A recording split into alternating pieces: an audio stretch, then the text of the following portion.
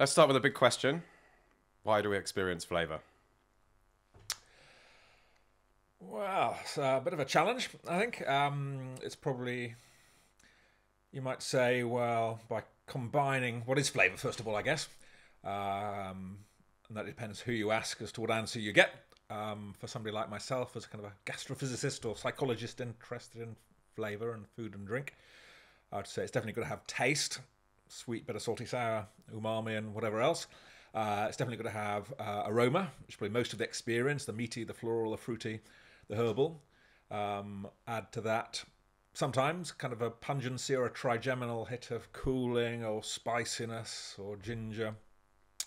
And flavour is kind of the combination of all those things. And by combining all those different sensations into one gestalt, you might call it, that makes it easier for our brain to keep track of stuff. It doesn't get overloaded. If you had to keep track of, there's a taste and there's a smell and there's a texture, and I could put all those things together. No, it's just one flavour, integrated whole.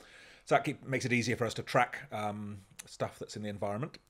It might be that we humans are a bit unique in experiencing flavours quite the way we do. I guess other creatures, your pet dog probably combines taste and texture or temperature, mouthfeel. But whether it experiences retronasal smell in the same way, that's a question. And Gordon Shepherd, famous neurophysiologist, or whatever you call him, neuroscientist, died a couple of years ago, who wrote the book Neurogastronomy. He's got an interesting idea in there that when we went from 4 legs to 2, that prioritised vision because we were further off the ground. It resulted in a bit of a loss of smell because we were further away from the smelly stuff. So it kind of changed the balance of the senses, but at the same time, it also led to a reduction in the length of the kind of the flap that separates the oral cavity and the back of the nose. So he suggests that maybe because of that, we might be one of the only species that has retronasal smell, and hence maybe we're one of the only species that experiences flavour quite the way that we do. Ultimately, I guess what our brain's trying to do is figure out where the energy dense stuff is out there in the world around us. So high in fat or sugars, probably preferably fats, and then pay attention to those foods, track them so that we can consume them, avoid the poisonous stuff. But sticking things in our mouths to see whether they are poisonous or tasty is a bit of an effortful and dangerous process. And hence, I think part of the reason we have flavours is a way of predicting what stuff out there. If I get this aroma, then that probably means there's a food of that flavour out there, and I can sort of predict in advance what will be good for me, what to avoid, based on the flavour cues that I perceive. Okay, you mentioned a lot of different senses there, a lot of different stuff. You started with it. was a big question, big answer. I just totally understand.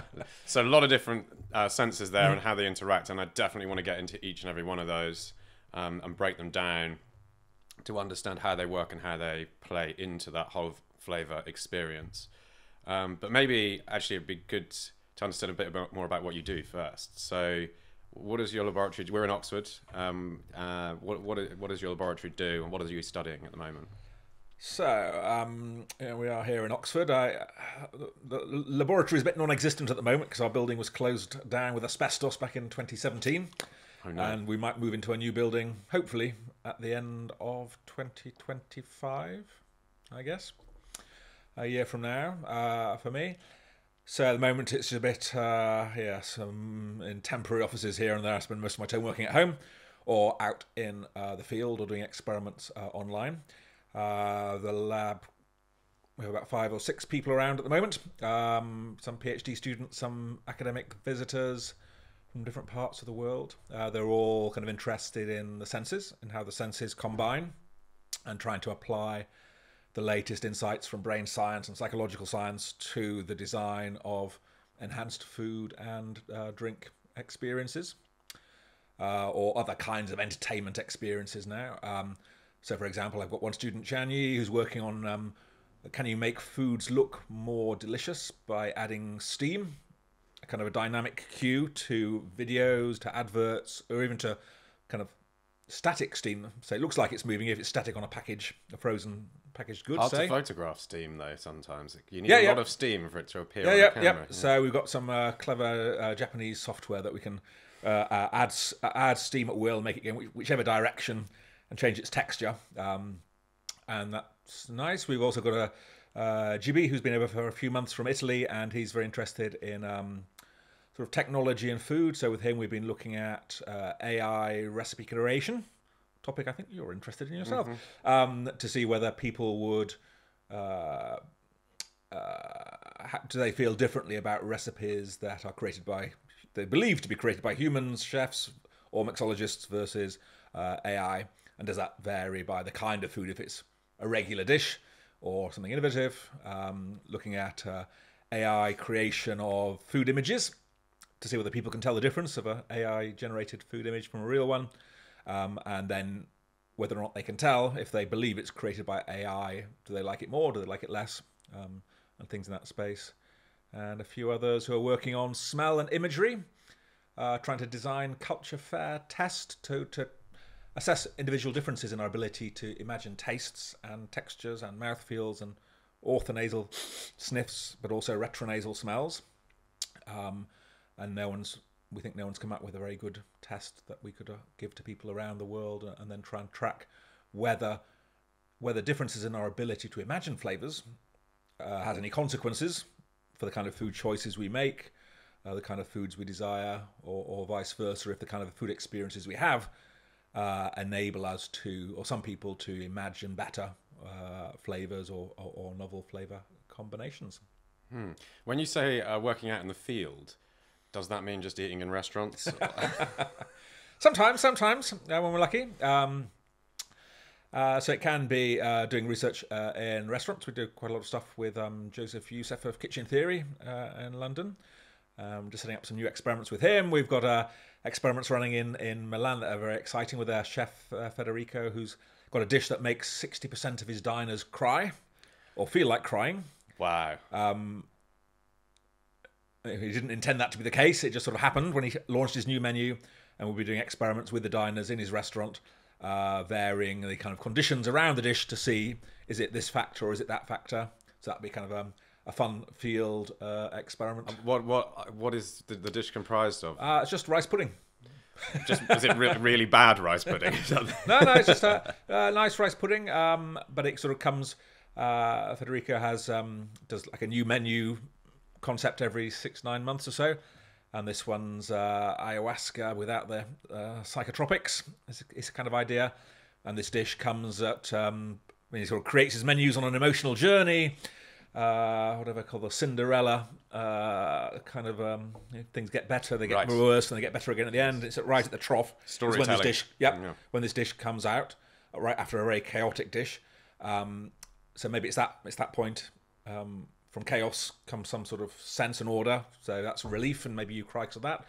It might be he's got amazing sound system, and he's got sort of a school mum and little children running around. You can hear them overhead. He's got an old man recounting his youth. It's kind of got nostalgia going on there.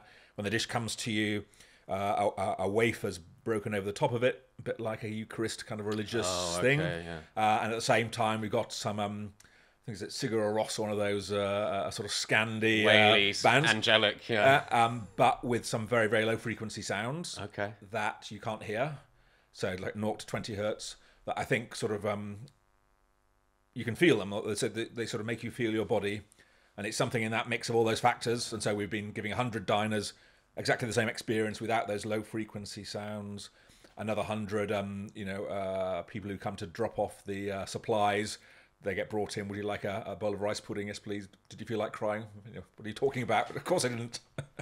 They're the kind of control group with nothing at all. And it does seem that those sort of low frequency vibrations do play certainly part of the whole thing. That's interesting. So how does the survey look for the guests? Is it like score of 1 to 10? How much did you feel like crying, or is it more to it than that? No, it's pretty much just that, because it's in as part of a 10-course meal, and people are paying whatever their 200 They don't really euros. want you filling in a form. No, so it's just, but each of the dishes comes with a little sort of card. It's all like 11 seats at a counter with the chef and his team behind serving each guest individually. And so there are some kind of cards are coming with each dish to explain what it is and what's going on and what it's called. And then just after this dish, you get the little sort of questionnaire. Did you cry or did you feel like crying? And I think a couple of other questions in there. How much did you like the dish?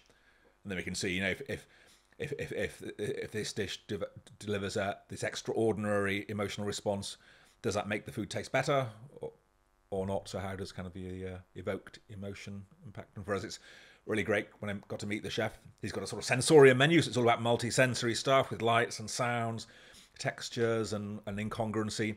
But we've been thinking for a few years how to take the science of the senses and designing multi-sensory flavour experiences, not just to make things a bit sweeter, a bit saltier, a bit spicier, but to try and deliver extraordinary eating and drinking experiences, things that go beyond anything you've had before. And does that mean emotional response, really? Is that what the aim is? Whether it be crying or joy or ASMR, like some neck shiver response, or like a magic, eating magic would be another sort of extraordinary thing. So anything this is kind of, probably mostly in the emotional domain. And over the years, I've been sort of collecting examples of these extraordinary responses from people cry, like at the Fat Duck with the sound of the sea dish. You get journalists and people you just talk to, they sort of cry over seafood. That's a really bizarre thing to do. And then at some of the multi-sensory events that have been held over the years, the Campo Viejo Colour Lab in 2015, well, it was Campo Viejo Experimental, whatever it was. In 2015, they had a composer with soundscapes matching 3 wines. And again, the first journalist on the scene in the newspaper report cries. So I've got these occasional mentions of this, and then when I got to meet the chef, and he said, "I've got this dish, I don't know what's going on."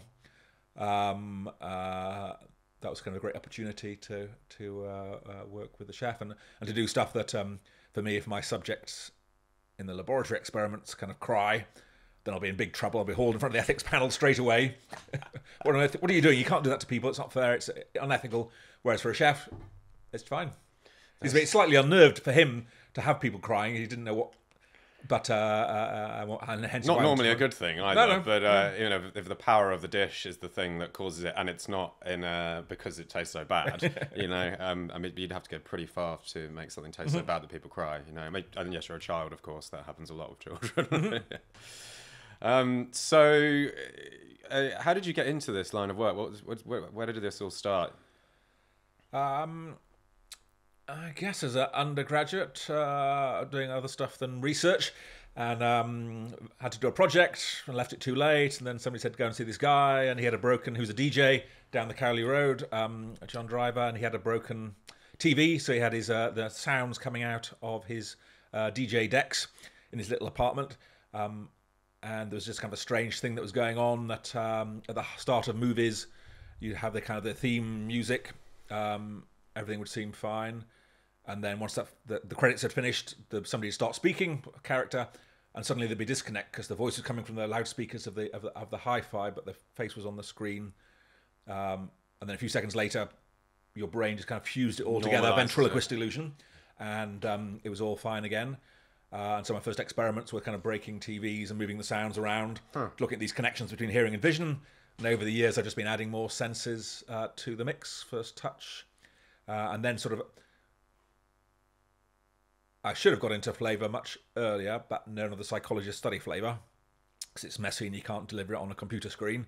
And I was sort of dragged into flavour in a way by Unilever, who were funding the lab back in the 90s and early 2000s. And they had problems with some of their products, fruit teas that smelt great, looked great, but tasted of nothing. Can you help?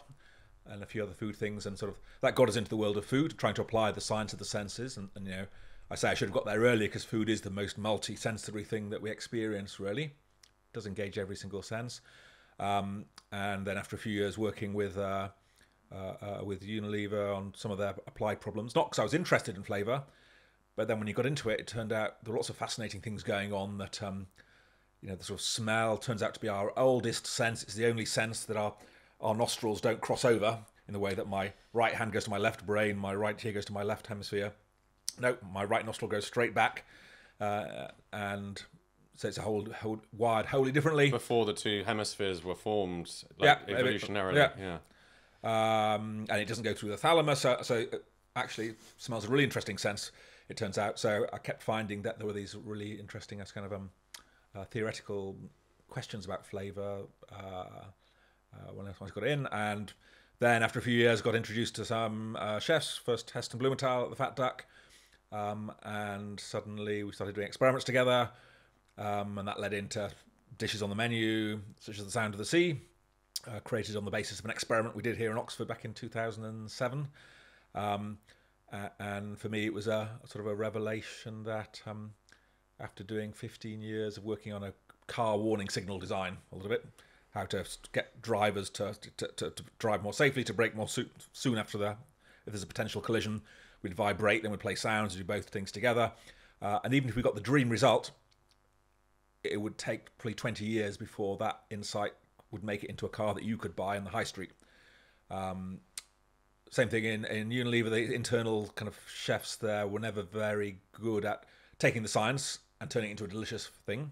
Whereas the chefs and later sort of mixologists and baristas, perfumiers, they are great. And if they like the idea, or if they're inspired by something, then they can take it, turn it into a dish, put it on their menu next week. And you have real people paying real money for something that's sort of beautiful and hopefully tasty and memorable, and takes the science and makes it delicious in a way that no one else could do.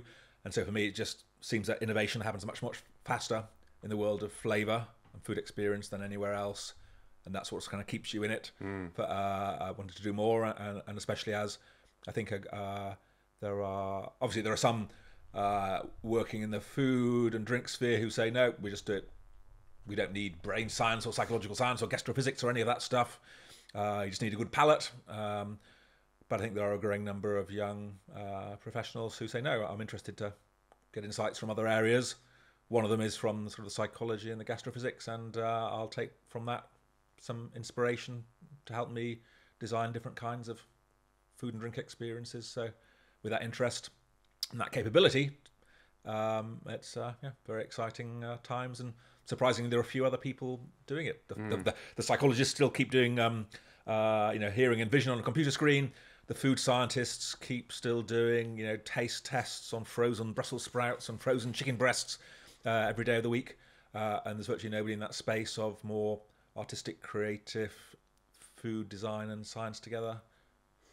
Yeah, particularly since it seems like some of the insights can be so valuable to big food companies like Unilever, you mentioned. I find it interesting that I'm not surprised that chefs are using your findings to experiment and to create incredible experiences and flavour, because the top chefs, that's what they do. But I am surprised that there aren't more, and correct me if I'm wrong, big food manufacturers who aren't saying, oh wow, like this experiment that's been done in Oxford shows that if we make this packaging thicker or this colour or use this typeface, then we're going to exhibit a sweeter response in the flavour of the candy, or a saltier in the crisp, or whatever, and we can shave off. So we can shave money, we can make the food more palatable, more addictive perhaps. That surprises me that there's not more people, more food manufacturers not. So it may be that it is used a lot by the food industry, but they've got no interest in telling you what they're doing.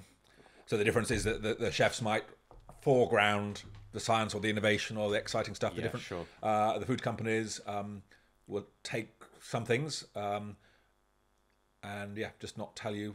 So I do hear that it's going on quite a lot, but quite often that's the thing that so most of the time we get brought in not to help formulate a new flavour, because we're not flavour chemists or have that sort of palate. But when they're being told they have to reduce sugar, salt and fat in their products, how do you do so while keeping this flavour profile the same? That's where you might say, okay, why don't you change the colour of the packaging or the typeface or other stuff, the thickness of the texture of the packet, and those sorts of insights are being used. There's the example of Cadbury's chocolate rounding off the dairy milk, and thus giving you less chocolate, but also making it more pleasurable because it doesn't have the sharp corners, right? Consumers complained that they changed the recipe when this happened. But they didn't. They hadn't. Yeah. So they claimed it. So we'd been in print That was in 2013 that happened. And we were in print 2011, 2012 saying, if you're a chocolate manufacturer, you want to make your chocolate sweeter, and while reducing sugar, then make it rounder. They made it rounder without changing the formula because sugar's so cheap. So they had consumers complaining, now it tastes sweeter, now it tastes creamier. So it's a nice kind of experiment in the wild that you couldn't, if you had done it for industry, you'd never be allowed to talk about it. And they sort of did it by accident in a way, and to have the consumer responses as predicted sort of fit the pattern. And now you can see many other producers from Roses and whoever else sort of rounding off their chocolates. They won't talk to you saying, well, that's going to make it sweeter, because they don't want to have that discussion about sort of sugar and calories. But in the background, you think, yes, I sort of figure out why they might be doing that. Yeah.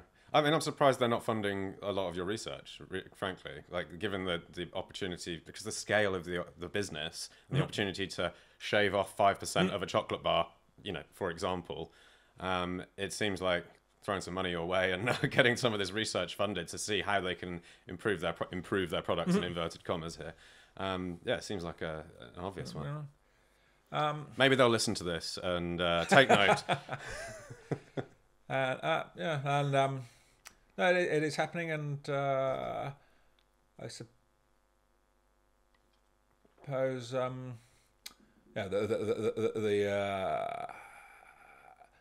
the cost of research to companies in universities, in particular in Oxford and in particular in the UK these days, I think is prohibitive. So in the past, in the early days, we were funded by Unilever for 13 years for this and other kinds of research. And in those days, I think it made sense for companies to outsource the research. Nowadays, it's, I think, prohibitively expensive. So that's part of the reason they may well be doing the research, but just with somebody else in some other country where the overheads are much lower. Got you. I think, or in-house. But it is happening, and you can see these things out there. Sometimes, in the past, I think I'm sort of very interested in kind of the Louis Cheskin, Madison Avenue's marketing magician of the 1950s, sort of a psychologist, and some of his ideas about packaging design. He was the one who put the round circle on the 7-Up, had the McDonald's golden breasts. Is that where the is that what it's supposed to be, right? Or he said, I'm not sure if he was responsible for starting it, but he made sure they didn't get rid of it, saying this has sort of deep psychological meaning. And you're pretty Freudian, right? And to call it golden at all, of course, rather than yellow, makes it sound.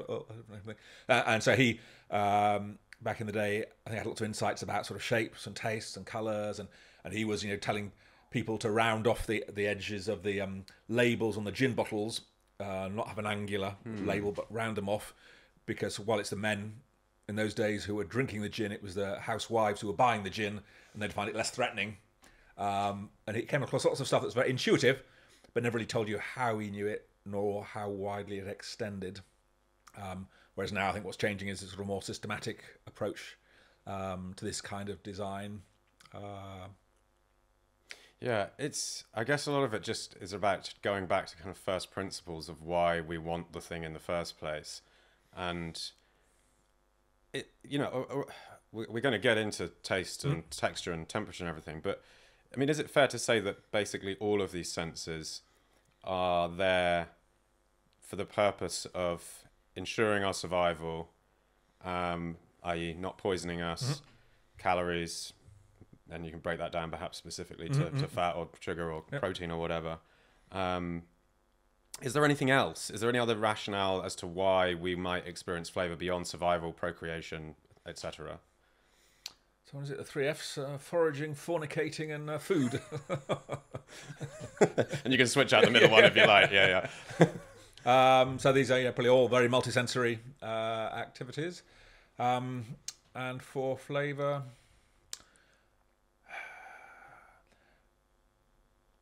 I guess the sort of challenge for us is to know what is in stuff, because it is potentially poisonous to try and stick everything in our mouths. So we've got to kind of keep a record of things that we have eaten and the responses that.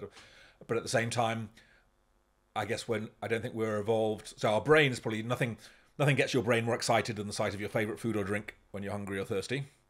Much more than real pornography. So it is the sort of foraging and the feeding, the anticipation of flavour it's kind of what our brains evolved for. Huge increases. And that might explain all kinds of the gastroporn phenomenon and TV cookery shows and so on. Maybe if you had foraging, fornicating, and food all in the same pornography, then that would really be peak human experience. It doesn't sound very good on it's just a thought experiment. Yeah. Everyone's got their own particular quirks, I suppose. So the brain's evolved for foraging and paying attention to predicting where the right stuff is to consume. But our taste buds, our flavour system isn't necessarily very good at. We should be able to have, we should have a taste receptor for fat, because that's a very good cue to energy density. And the psychologists and the scientists debate whether we do or we don't. But it's certainly not one of those top basic tastes like the others that everyone can agree on.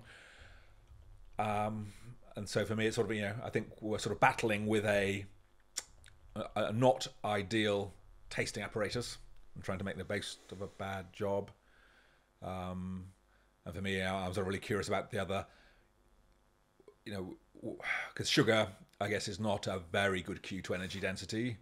Other sort of carbohydrates with more energy dense, I think corn or potatoes. So as opposed to fructose, say, in fruit? Yeah. So I think it's something like, so going for sweetness, well, that's what fruits have got, but that they may only have 15%. Yeah, of the and good then stuff. the rest is like water and fibre. Yeah. So that sweetness cue, we're good at detecting it, but it's not the best signal. Whereas, my brother's a chef these days, just on the outskirts of Oxford, and he thinks potatoes taste and smell wonderful. I think they taste and smell of nothing. Mostly maybe it's the difference in the way we cook them. Unless you put a lot of butter in there and salt, yeah. But that's such a high, such a energy dense source of thing. Or rice or potatoes, they should have a really strong aroma. Should register very highly. And for me, they don't register as strongly as they really ought to, if we were perfectly designed. And hence, in this sort of situation where we're not very good at detecting the stuff we necessarily need, then maybe flavour plays a role there in sort of combining the senses to get a better sense, to be able to predict better if this will be good or bad. Why do you think we've evolved then to be less than perfect at doing this? Like, it tends to be the case that if something exists, in the animal, then it's there for very good reason. Natural selection has put it there. So why can't we? Why does rice and potatoes and cereals not have that much flavour to us when they should? I'm not the right kind of scientist to answer. I realise that. But if you had to guess, yeah. But I do wonder: is it because we've only been eating potatoes 500 years? That could be it. We haven't had time to evolve, and rice, I guess, a bit longer. But you don't really forage those kind of things on the savannah, do you? It's fruits and that makes sense. Is that the thing? And maybe just and other things like, I guess, omega-3 fatty acids are supposedly really important for sort of brain development, and yet again, I'm not sure they give us a very strong or nor desirable sensation, if any sensation at all. So maybe it's just technically challenging, or I guess things like sort of sweetness ability to detect sweetness kind of have evolved independently in different species, and then some tastes have sort of dropped out. So isn't it cats can't taste sweetness or something like that? They've lost, maybe pandas as well. And is it and hummingbirds have independently. So it's clear that species can evolve to detect some important stuff given sufficient time, and we'll find different ways of doing it, and that we lose the ones that aren't relevant. But maybe there are some tastes that we're just not too difficult to engineer or evolve to detect, or it's just we haven't had enough time. Why do you think that the emotional response to food and drink is so powerful and nuanced? And I'm thinking, let's look at something like temperature, not in the context of food, but just whether I'm hot or cold, or whether something I'm touching is hot or cold. It's a fairly sort of numeric kind of scale of appreciation. It's 0 cold, 100 extremely hot, and then everything in between. But I don't feel different emotions along the way. I don't. You talk about a hot emotional system, and they are cold, emotionally cold. Sure. So there's a sort of a link of temperature and emotion. Yeah, but that's more like Red, language that's been applied to. So, definitely language, but a lot of the psychologists out there would argue it's more than just language. The reason we say hot and emotional or red hot is because it's that choice of language is picking up on some more fundamental connection. Yeah. So, but with food and drink, it's such a powerful emotive experience, right? And it feels like it could have been far simpler. It could have been, let's say, on a most basic sense, bitter things are often poisonous, sweet things are often great. So why is it that when I put something bittersweet into my mouth, I'm drawing from past experiences, I'm getting nostalgia, I am taking in the surroundings around me and applying that to this flavour. I'm pulling all these different components together to create a flavour image that is extremely powerful. And it could have just been meh. Like, okay, I recognise the balance of bitter and sweetness. I don't think I should have too much of this because it's quite bitter, but it's quite sweet as well, and it's nice. I will continue to enjoy it for as long as I need to. And, a far more, I guess, indifferent approach to it and more logical or sort of just basic calculation rather than the encompassing experience that food gives us. I'm not sure that all eating and drinking is a very emotional experience necessarily.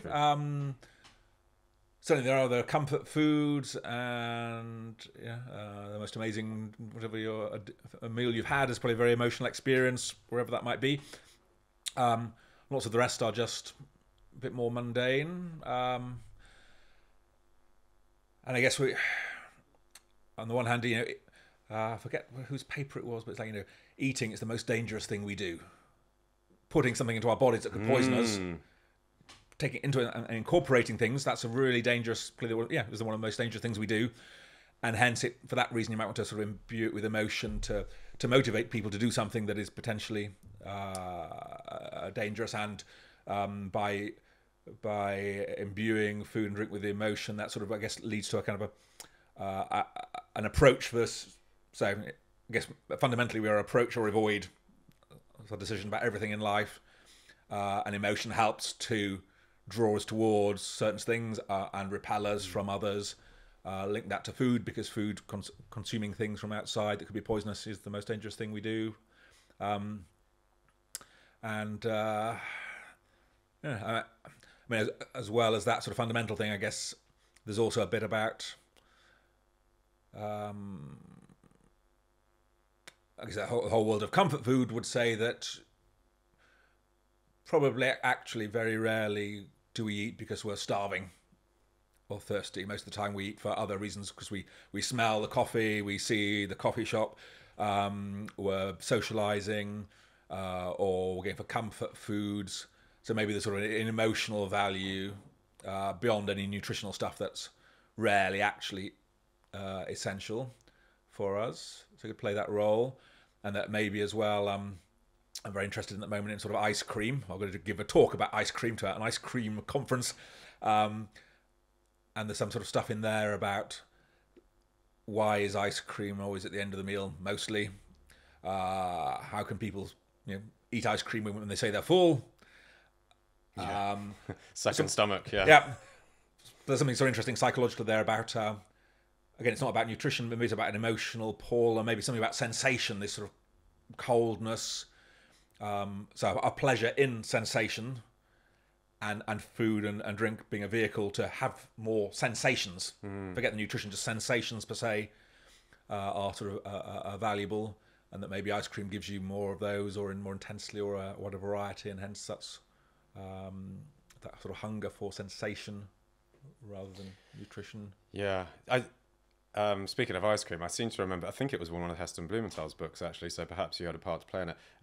But he was talking about how the ratio of fat, protein, sugar, and milk solids in ice cream is effectively perfect to kind of, hardwire the brain in terms of, and maybe it goes back to breast milk or something along those lines. But if you get the combination right, then it's just, you can't fault it, or most people can't fault it. But yeah, that's I get what you're saying about the emotions, and I guess it's sort of emotions really are just a very heightened awareness of what's going on, right? A response to the I think motivate, approach, avoidance, sort of the fundamental response to stuff. So okay, well, let's start breaking down these different senses a little bit. I think it makes sense to start makes sense to start with taste, because it seems like that's where everything's happening, right? So what role are our mouths playing in all of this? So it's not much, and at the same time very complicated, I guess. Clearly we all believe that we taste in our mouths.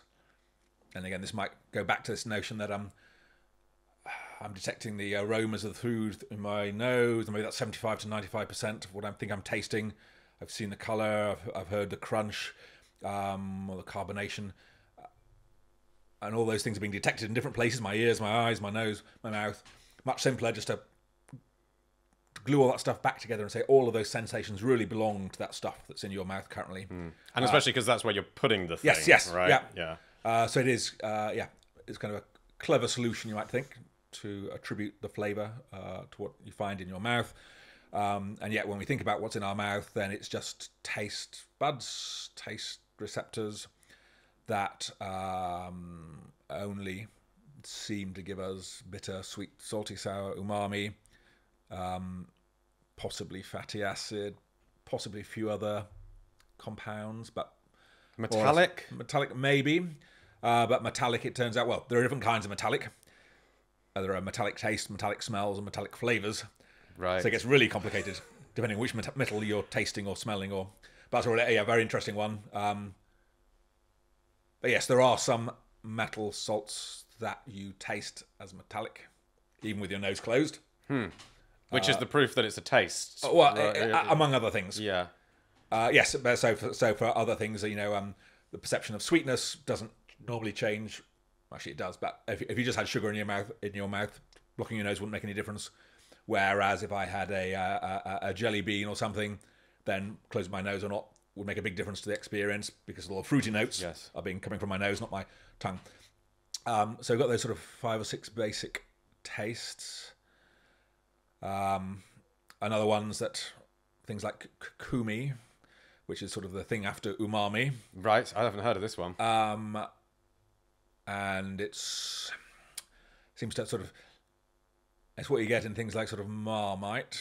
Okay, yeah, Marmite's a hard one to describe, isn't it? Yeah. And it's sort of, and it's really interesting. It has no taste of itself, but it's a flavour enhancer. So when you add it to umami, suddenly you get a really intense flavour.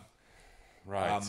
That's strange. Yeah. So do we call it a basic taste? Well, if I can't taste it, some people would say no, but it isn't affected by whether I block my nose or not. So therefore, it is coming from the oral cavity. So there are various things in that space, like the metallic, the kukumi, that kind of cross the boundaries and confuse you. But basically, the basic tastes, with each taste supposedly linked to telling you something useful. So that sweetness would be a cue. There's some energy in that food, not as much as the other stuff you can't taste, but there's some. We don't have that potato taste set up yet. Yeah, give it another 500,000 years. And then bitterness to potentially avoiding toxins, suggested. Salty, maybe for sort of the minerals we need, and then sour. People sort of diverge on this. Some say, well, it's a sign of overripe and rotten stuff, so it's a kind of an avoidance fermenting cue. Kind of. Yeah. Others would say, no, it's sort of signalling, I don't know, vitamin C, or maybe nowadays we think about fermenting. It's probably going to give rise. And I was just coming across some paper this week we're very interested in the words that people use in different languages, and in Spanish, they don't have it. They have it. How's it? Acido and agria, and something like. So I have two words for sour, and one is like it's naturally sour, like a lemon, and the other one it's become sour, Okay, so like fermented. One sort of negative, Yeah, or maybe not negative, yeah. but yeah, Or different. And along with those basic tastes, which by themselves are pretty boring. If you have a head cold, you say food doesn't taste of anything. Your taste buds are still working. It's just your nose that's not doing the work. If you put a nose clip on, as I always do in my demos, then you eat whatever and you taste of nothing really, just a very thin taste experience. So they're kind of there, but for me it's almost that, you know, taste narrowly defined as the gustation or the 5 basic tastes is the least interesting bit of taste, actually. Hence why it's complicated in a way. Yeah. And there are these cases of was it in the when the French were in North Africa, they would sometimes chop out their prisoners' tongues for whatever reason. It didn't really have much impact on tasting for people. And there was one famous food scientist, Zoterman, in the 60s, and he got some sort of herpes that destroyed all his taste receptors on his tongue. And being a good scientist, he sort of systematically had himself studied as the herpes destroyed all his taste system to see whether his perception changed. It didn't really. So kind of supporting this notion that, you know, while we localize everything into our mouth and we think we are tasting it, in fact, taste is a minor player. There's more going on in the taste, though. We've got texture and temperature in there too. So what about them? We'll get back to the show shortly, but first I wanted to give a shout out to our sponsor, Fevertree. I have been using Fevertree since 2006 when I opened the bar at Jamie Oliver's 15 restaurant in Cornwall, and right through to present day where we still use Fevertree at Blackrock in East London. As a maker of drinks myself, I take very seriously the outsourcing of the sourcing of ingredients. But Fevertree are the brand that told us that if 3/4 of your drink is your mixer, you had damn well better pick the best one. Or words to that effect. Right now, it's Fevertree Ginger Ale that I'm reaching for. Right now, it's Fevertree Ginger Ale that I am reaching for. Right now, it's Fevertree Ginger Ale that I am reaching for, which is the perfect foil to whiskey in a whiskey highball. A good ginger ale extends a whiskey out. It dumbs down the alcohol a little bit without muting the flavour of the scotch itself. Fevertree know this, which is why they source their gingers from 3 distinct producing countries: India, the Ivory Coast, and Nigeria. Like blending whiskey, each ginger brings something to the table, combining together to offer aromatic intensity, a nice calm spice, and a long depth of finish. To learn more about Fevertree, check out the links in the show notes. But now, let's get back to the show. So there are lots of things going on about which I'm going to write some review articles. So I'm getting my head all very confused because there's kind of a texture and there's mouthfeel and there's also trigeminal sort of pungency. How do you differentiate texture and mouthfeel? So I want to say, so I just did a little sort of a workshop at was it Silverleaf in London last Thursday, and they just come out with a texture menu. So there I'd say texture is something we describe of the food itself. Food has texture. You might say it's creamy or greasy or gritty or jellyish, whereas mouthfeel is kind of what that food does to me, how it feels in my mouth, literally. So creamy, oily might be the mouth feel. Astringent, you might call a mouth feel. It's not something in the food. It's how it makes me feel. So it's one's more subjective and one more objective. Is that? I'm not sure to go necessarily. One's more describing the thing out there, the thing itself. The other thing's describing what it does to me. Sure. And on top of that, so those sort of the textures probably being delivered by what you're feeling in the oral cavity, but also the sound. We do lots of work on the sonic chip. So a lot of your texture perception of food, crunchy, crispy, crackly, creamy, squeaky, carbonated, it's actually coming from your ear. So texture of food is probably auditory and a bit of oral somatosensation, so touch receptors in the mouth, whereas mouthfeel comes more from the receptors in the mouth, partly from the touch receptors in the mouth, which might give you, but also from the trigeminal system or the common chemical sense or chemesthesis, depending on when in history, which is sort of our response to things that are not smells, they're not tastes, they're not picked up by touch receptors, but the kind of response to chemical stimuli like capsaicin chili, burning heat. I feel hot, so it feels like temperature, it feels like touch, but it's not physically hot. So it's the sort of the chemesthesis or common chemical sense that's doing the work there. And other things like astringent again. Alcohol, would that fit into that category as well? Yep. Yeah. Well, maybe not. I've come across some of the wine tasters who do all their, what's the alcohol content of this wine, and they do it sort of just by feeling the temperature. But maybe that's more evaporation, rate of evaporation. So that might actually be a thermal cue rather than a chemical cue. And things like astringency as well would feel like if you've got like overstewed black tea or a young kind of oaked wine, then you feel that sort of rough texture on your tongue. And astringency you would separate out from bitterness. Yes. Yes. Okay, so that's more on the trigeminal side of it, whereas bitterness is a taste. Yes. Yeah. And yet, it gets much more complicated than that in so many ways. See, there's a separate argument saying, okay, we've got these basic tastes in the mouth from taste buds, taste receptors, and each taste receptor can probably pick up each taste: sweet, bitter, salty, sour, umami, maybe some others. And people think that we perceive there's like a tongue map, that we perceive sweet on the front of the tongue, bitter on the back of the tongue, sour on the sides more, and salty, I don't know, somewhere else. And that's been in the literature since 1903. Commonly discredited as a mistranslation of a German text by a North American psychologist, 1938 or something, or the original Hanig in 1903.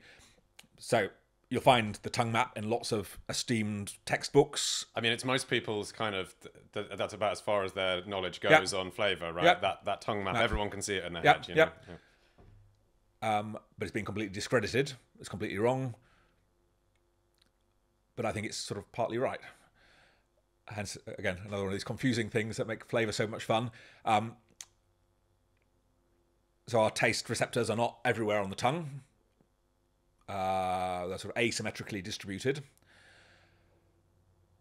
And the taste receptors in different parts of the tongue are transmitted to the brain by different nerves. And in our experience, I don't know if for you, it sort of feels like sweetness is at the front. It feels to me like sourness. I don't think it's just because I read about the tongue map somewhere. And bitterness feels like it's at the back. How could that make sense if the taste receptors are not, the tongue map's wrong? And I think the answer, at least in the bitterness case, I mean, some would say, well, you want sweetness at the front because that's telling you to ingest something. You want bitterness at the back because that's your last chance to eject something that could be poisonous, kind of the final gatekeeper. Yeah. So there should be that kind of axis of good and bad running along your tongue and across other species. But I wonder whether astringency by itself, we feel at the back of the, well, we can feel it in different parts of the tongue depending on the compound, I think, but very often it's experienced in the back of the mouth. Right down there. Yeah.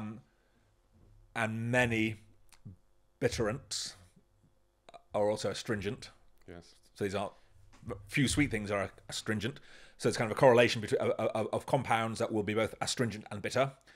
And hence, I think the reason why we experience very often bitter at the back of the mouth is because it's correlated with astringency, and astringency is preferentially perceived in a particular part of the oral cavity. So maybe the tongue map is not wrong after all. Wrong, yeah. And so I've been sort of collecting data showing that there's a growing number of studies now saying maybe the original tongue maps put it too extreme, but there is some spatial element to tasting, and that's got me wondering. The taste receptors are not just on the tongue; they're also in the soft palate on the top. They're also in the back of the throat and the epiglottis and wherever that is, and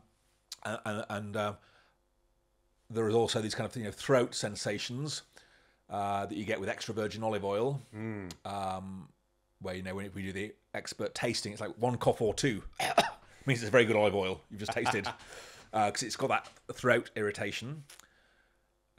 You also get it with ibuprofen, I think, if you drink it that neat. Also has this kind of throat. So what's that sensation there then? It's not a taste. It's not sweet, bitter, salty, sour. It's some other. Not astringent, no. Nope. And why do I experience that there when I don't experience other things in my throat?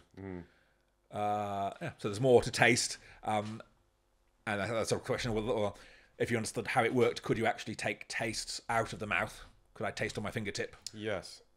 Or that elsewhere? would be handy from an evolutionary point of view to be able to touch something. And the puns are all coming today, all by accident as well. If you could touch something and detect its bitterness, for example, that would be useful. But maybe it's because when we did evolve that trait, we just kind of destroyed it by grabbing branches or things. And so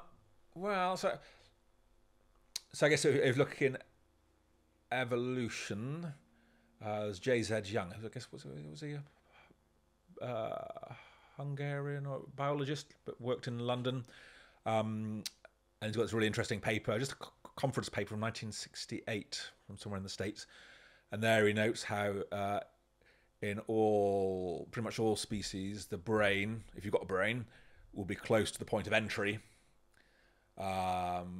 Hinting at the importance of maybe flavour or to ingestion. But then again, you've got noses and eyes there as well, so all those things are important, right? And that you say, now we know you've got taste receptors all the way down and through your system, and that was maybe because so at some point, I guess single cell organisms do taste throughout to the extent they taste, are sensitive to chemicals throughout their surface. And over evolution, we've kind of narrowed it down more to the point of entry than to the point of exit. Not entirely, but more or less, and sort of turned off our awareness of the taste receptors elsewhere. I mean, in the world of chili, I guess I can feel a hot chili to some degree. Yes, you can. If you've got cuts on your hand, you know about it, And I'm interested. There are other things. So there's various things online about can you taste with your toes?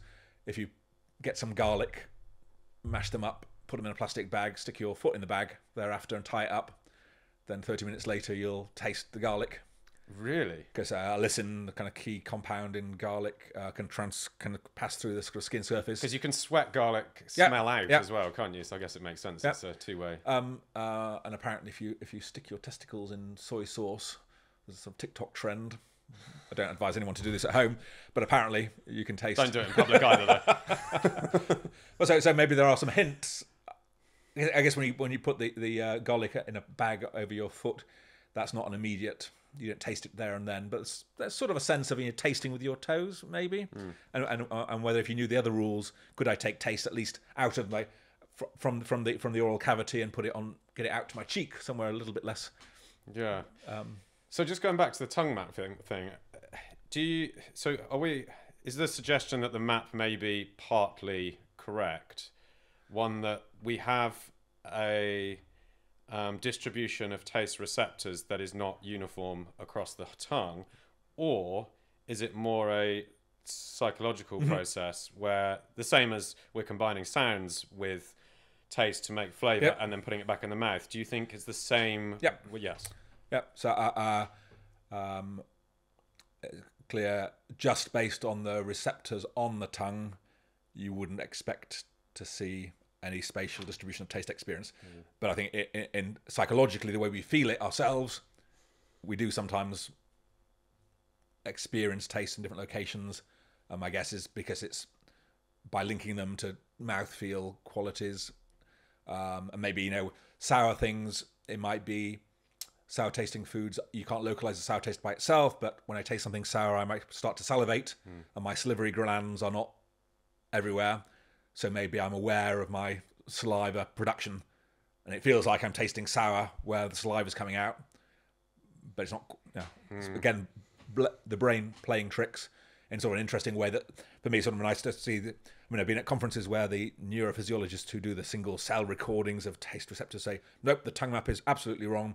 And unless you can show me a mechanistic explanation in terms of the receptors, I won't believe you that space could be localized. And as a psychologist say, no, we'll look at people's experience, how it feels. I don't know why, but they do say these things. Others back this up now in good research that it feels as though tastes are localized on the tongue, and therefore there must be some explanation.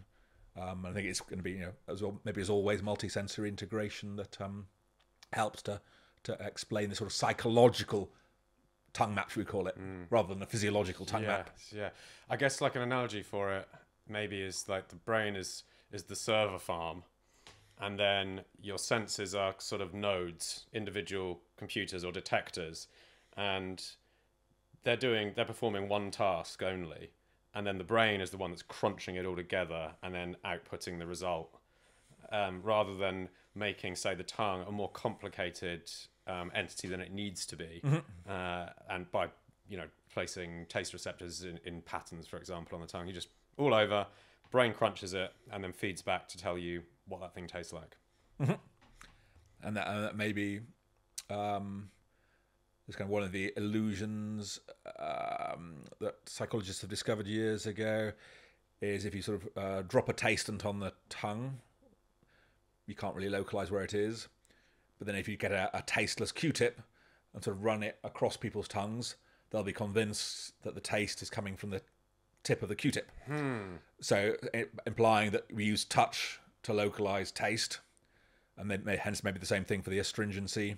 That tactile sensation localizes the correlated taste, and that's why sort of touch in a way is not part of mouthfeel, and texture are not part of the definition of flavors. They're a part of our experience of eating and drinking, definitely, and hence if texture and mouthfeel are not part of the definition of flavor, then it's like they don't really play any role. And yet the Q-tip example says, well, they're not part of the flavor, but they're part of how we experience or how we localize it. And that may be in some drinks. I wonder whether normally when we sort of taste something, it's there and it's sort of gone. What we might like is a sort of lingering aftertaste. And one way to deliver a lingering aftertaste might be by delivering a lingering mouth feeling, and hence why sort of oaking a wine might give rise to the astringency, and the astringency lasts longer as an experience than the taste. And as long as the astringency lasts in my mouth, the flavour will stay. So maybe intuitively, distillers and master blenders and chef de garde have intuited that and have worked to give their drinks a tactile element, not to change the flavour, but to make the flavour experience from the other senses last longer and be experienced differently. I think strong spirits works the same way. When you take the alcohol strength right up, like a cask strength whiskey, for example, again, it's a trigeminal thing, right? So it's that long heat, peppery kind of spice that lingers around, and because that lingers, it tends to hold the rest of the flavour of the whiskey with it. And then thus it sort of improves the experience, as long as you have the necessary conditioning to not cough and splutter and get it back out retronasally through your nose. Although I'd have to correct you there on trigeminal. Oh, is that not trigeminal? Go on. It is. Please correct me. Teach me. So I'm still getting to the bottom of it myself. But what I was saying, there's the stuff that is not taste and is not olfaction. Sometimes it's called common chemical sense. Yes. Sometimes it's called trigeminal, and sometimes it's called chenesthesis. And there's some debate in the literature saying it's not right to call it trigeminal sense, because one of the three nerves that takes the taste receptors up into the brain is the trigeminal nerve. So there's sort of trigeminal receptors, but there's also a trigeminal nerve, so-called.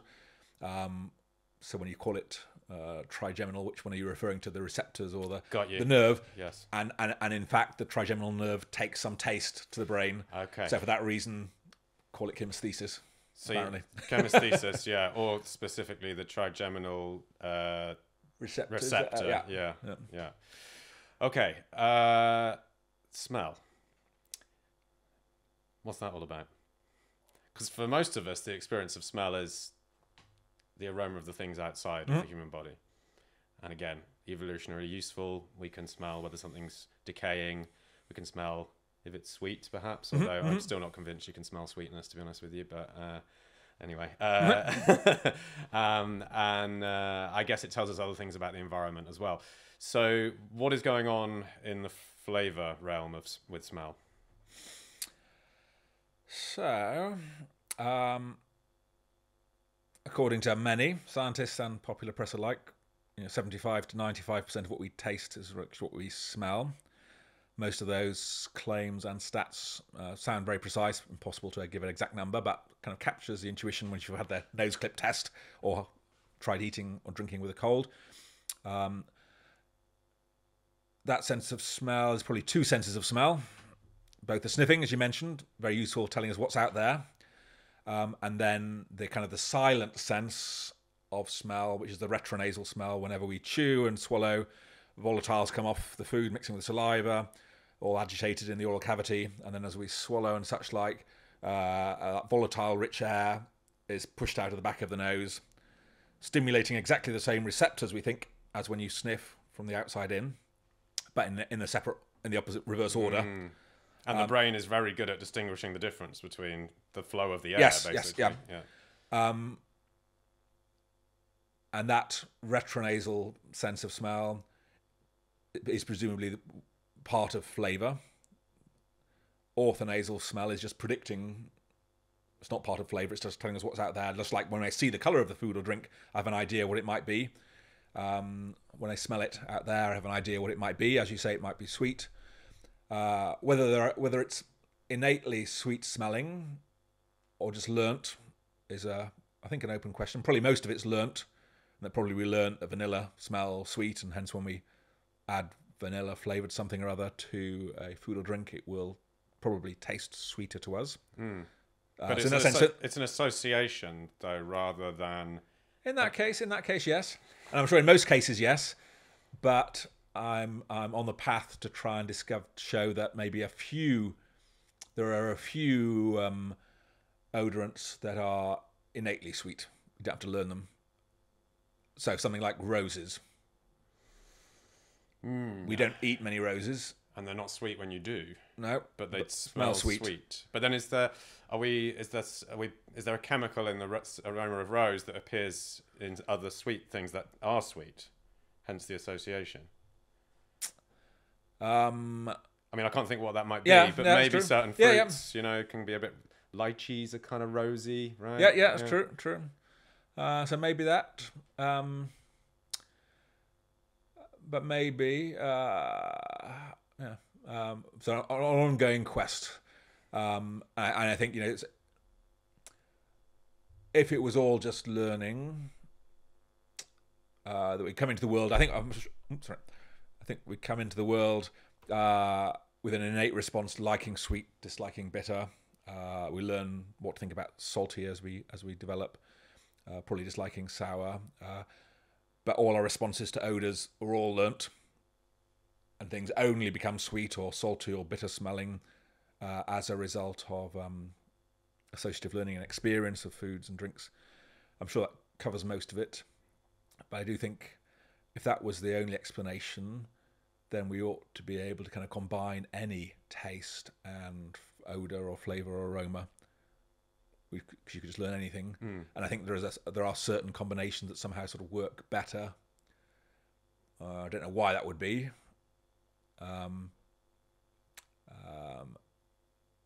But mint as well is sort of described as smelling sweet.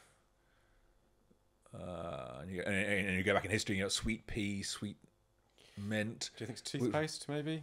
This gives us the sort of association with sweetness. But well, you never know, maybe. But I lychee you mentioned. That would sort of make me wonder. I wonder when the first lychee arrived in England. Probably not. Yeah, roses smelt sweet before we ever tasted lychees, Yeah, right? and you can trace back in the record, to the 12th, 15th century. Shakespeare's talking about it. But we may have evolved from other humans who ate lychees, and we just kept the association. Yeah. Maybe. But anyway, so maybe ultimately impossible to prove. But I think at least even if all associations are learnt, maybe there are certain combinations of taste and smells that for some reason just go together better. Yeah, I'm not sure what that will get me in the end, but it's just a curiosity that I can't believe it's absolutely everything's associatively learned. But yes, so most of these things are associatively learned, and hence when I've learnt that when I smell vanilla or I smell strawberry, it's likely that in the same way that if I see something pink, I learnt that will probably is going to taste sweet. So it's merely associative learning at some level, and yet smell is different from colour. So orthonasal smell, sniffing, is different from the sight of food. Both might tell us that looks and smells sweet, but pink doesn't become sweet itself, whereas vanilla aroma does start to become perceptually similar to sweetness. Yes. And caramel becomes... So sort of smell and taste are unique, much more closely connected in the brain, linked, yeah. much more correlated in terms of experience. And also, I think it's the only two senses where, from association of a particular aroma and a particular taste, that aroma starts to become like the taste. The colours don't do that. Nothing else does that. It's only in this. So I would say in that sense it is correct to say a sort of sweet smell. In that sense. Yep. It's that 2-1 now. And that's all about flavour, food, energy prediction. And there's research to suggest that, how does it go? Sort of makes sense that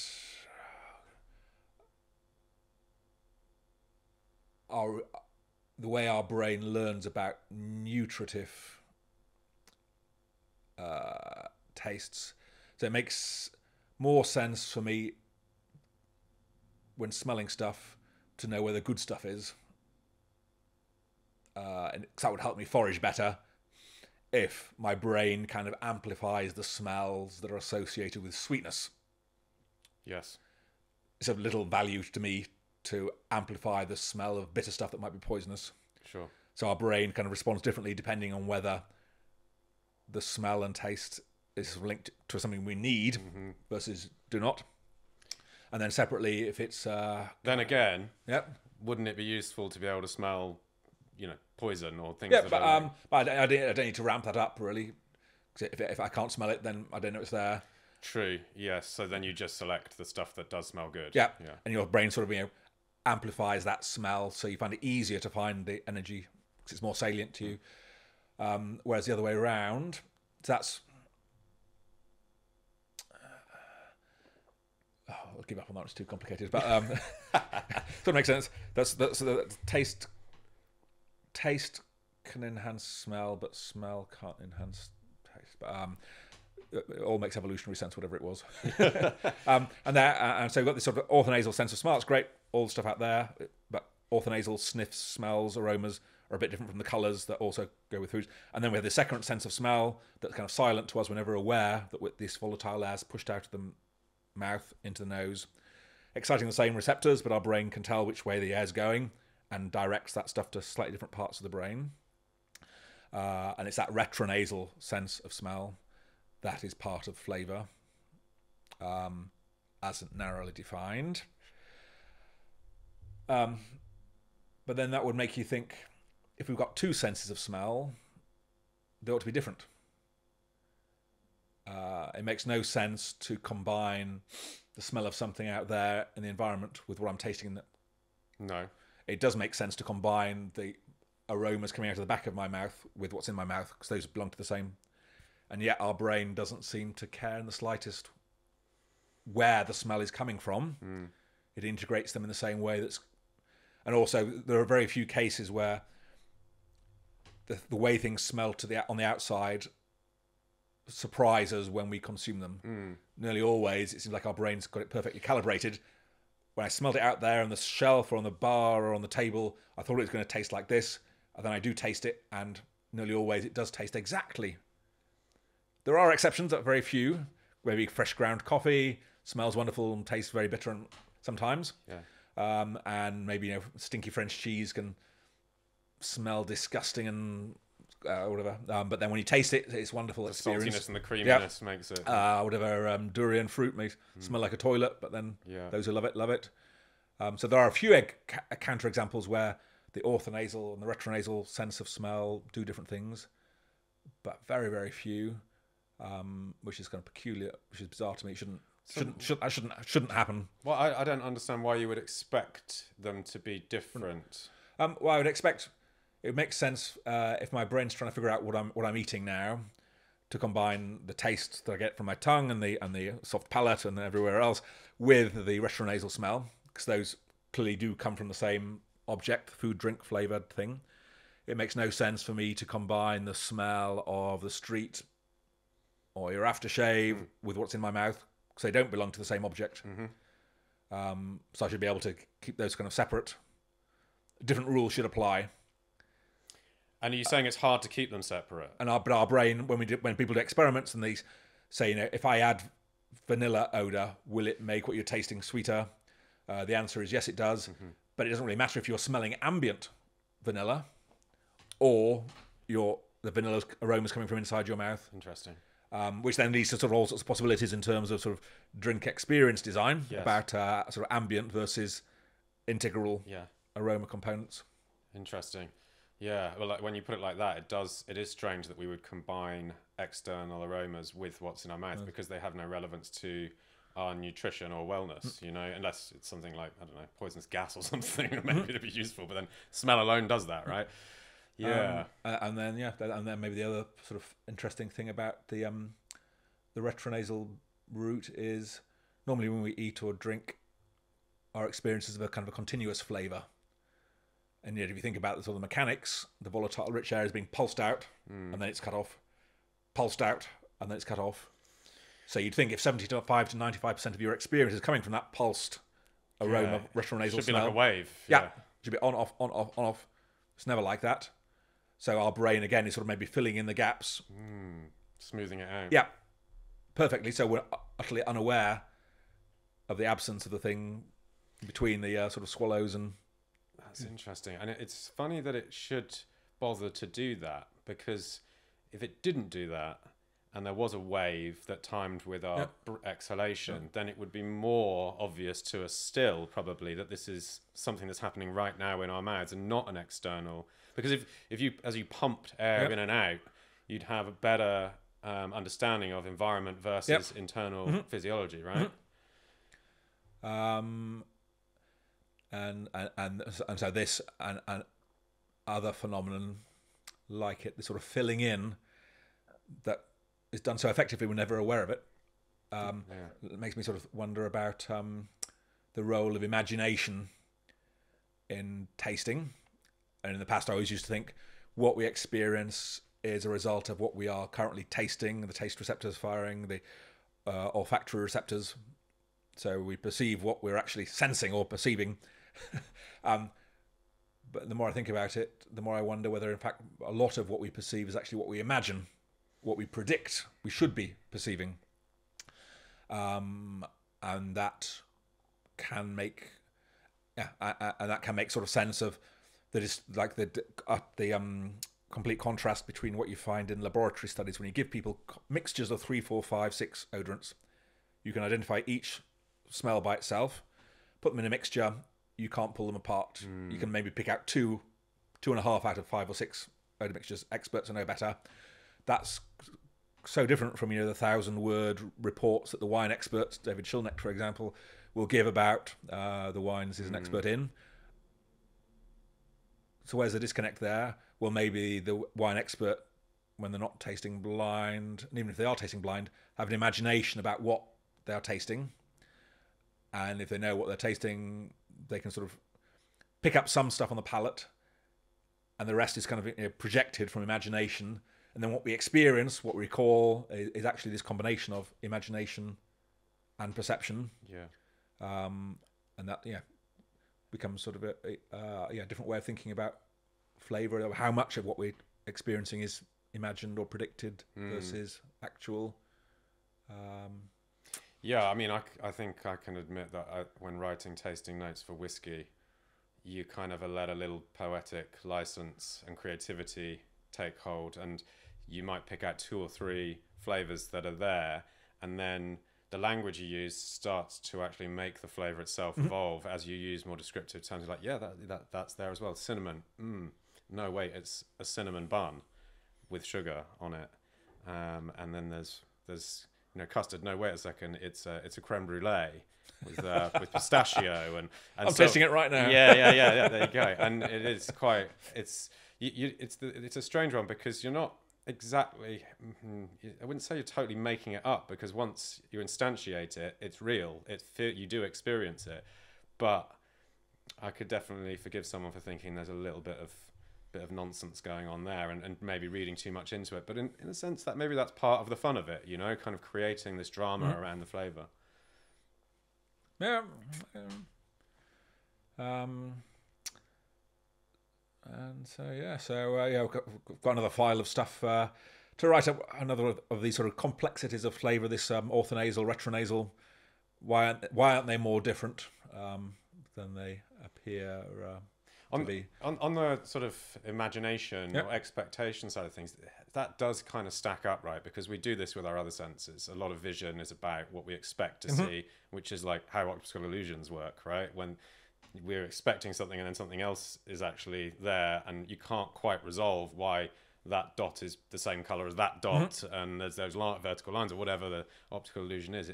It's the filling of the brain in order to, I guess it's sort of lower processor intensity. It kind of by creating expectation, your brain's not having to do quite so much work in the minute to actually objectively define what is happening. Yeah, in a way, probably all these sort of predictive mechanisms have been most studied in vision, but I presume that all senses work the same. Maybe the one difference with the chemical senses, flavour, taste, smell, is that there's more individual variation. So lots of people can't imagine smells or tastes. So when I give my tutorial to the undergraduates, I'll sort of ask them, can you imagine the front of your house or what your mother looks like? Yes. A few no, but many yes. But when it comes to, can you imagine flavours, aromas? No. Well, you know what they smell like. You know what a rose smells like? Yes. But you can't imagine smelling it? No. And so that there are so many people for whom it seems they have no flavour imagery at all. Then in the light of that, and the fact you say, well, a lot of what we experience is actually imagery plus perception, does that mean then that they have a much less rich flavour experience? Lower fidelity experience. Or something? And so in that sense, maybe the flavour's a bit different, that it feels like there's more individual difference and a less and more people with what they claim to be an inability to at least voluntarily imagine flavours. Maybe if there's a bit of maybe there's some flavour cue there, you can sort of fill it out with imagination. But I don't know. Wonder if it's in the phrasing though, because imagining. See, I can imagine the face of my mum in my head pretty clearly, but imagining a flavour, you're not trying to picture something. You're trying to evoke the sensation of flavour, which is hard to do. And I can. Why is it hard? Well, because I think it's less defined than something visual, like the face of your mother. Or let's use food. Like I can in my head I can see what an avocado looks like, pretty well. Can I taste the avocado? Well, yeah, I can kind of associate certain responses that I would have in the eating of an avocado. I know I sort of vaguely know it's creamy, and actually it's a bad example because avocados don't particularly taste of much to me, but I vaguely know it's creamy. I certainly know it's green, but it's I feel like compared to vision, it's much harder to find a box to put that sort of prediction in. But I might flip it around and say if vision's so much more higher resolution, then it should be harder to imagine something that's very detailed and nuanced, whereas something similar, if it's just, sweet, bitter, salty, sour, how hard can that be to imagine the taste of those things? And yet, people do huge variation. And I think you're right to say, well, is that more than just a language? If you can remember, if you know what the taste of something is, isn't that the same as imagining? But no, maybe it's just a lack of vividness or... But it's a gradient, right? Because... I mean, everyone has food preferences and dislikes, and even the people that say they can't imagine what a food tastes like, they have preferences. Yep.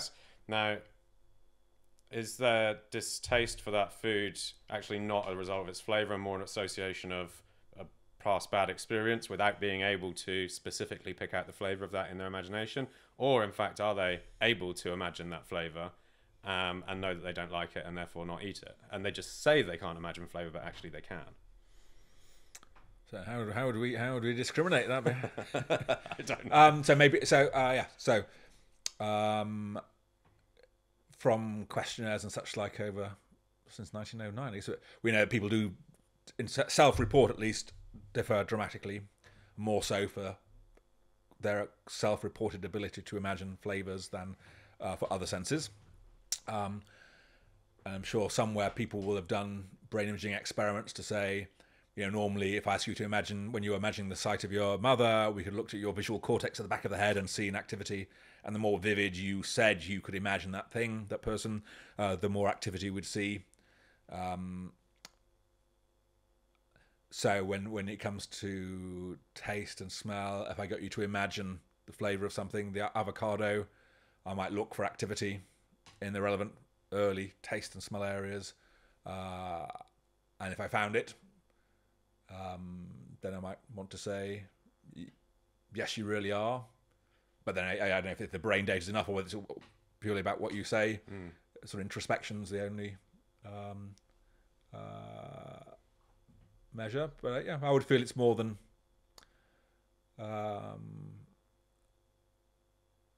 it is more than just words.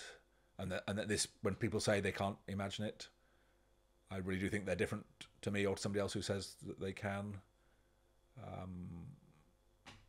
Clearly, even those who can't imagine don't eat the things they don't like. They know, but they have knowledge of.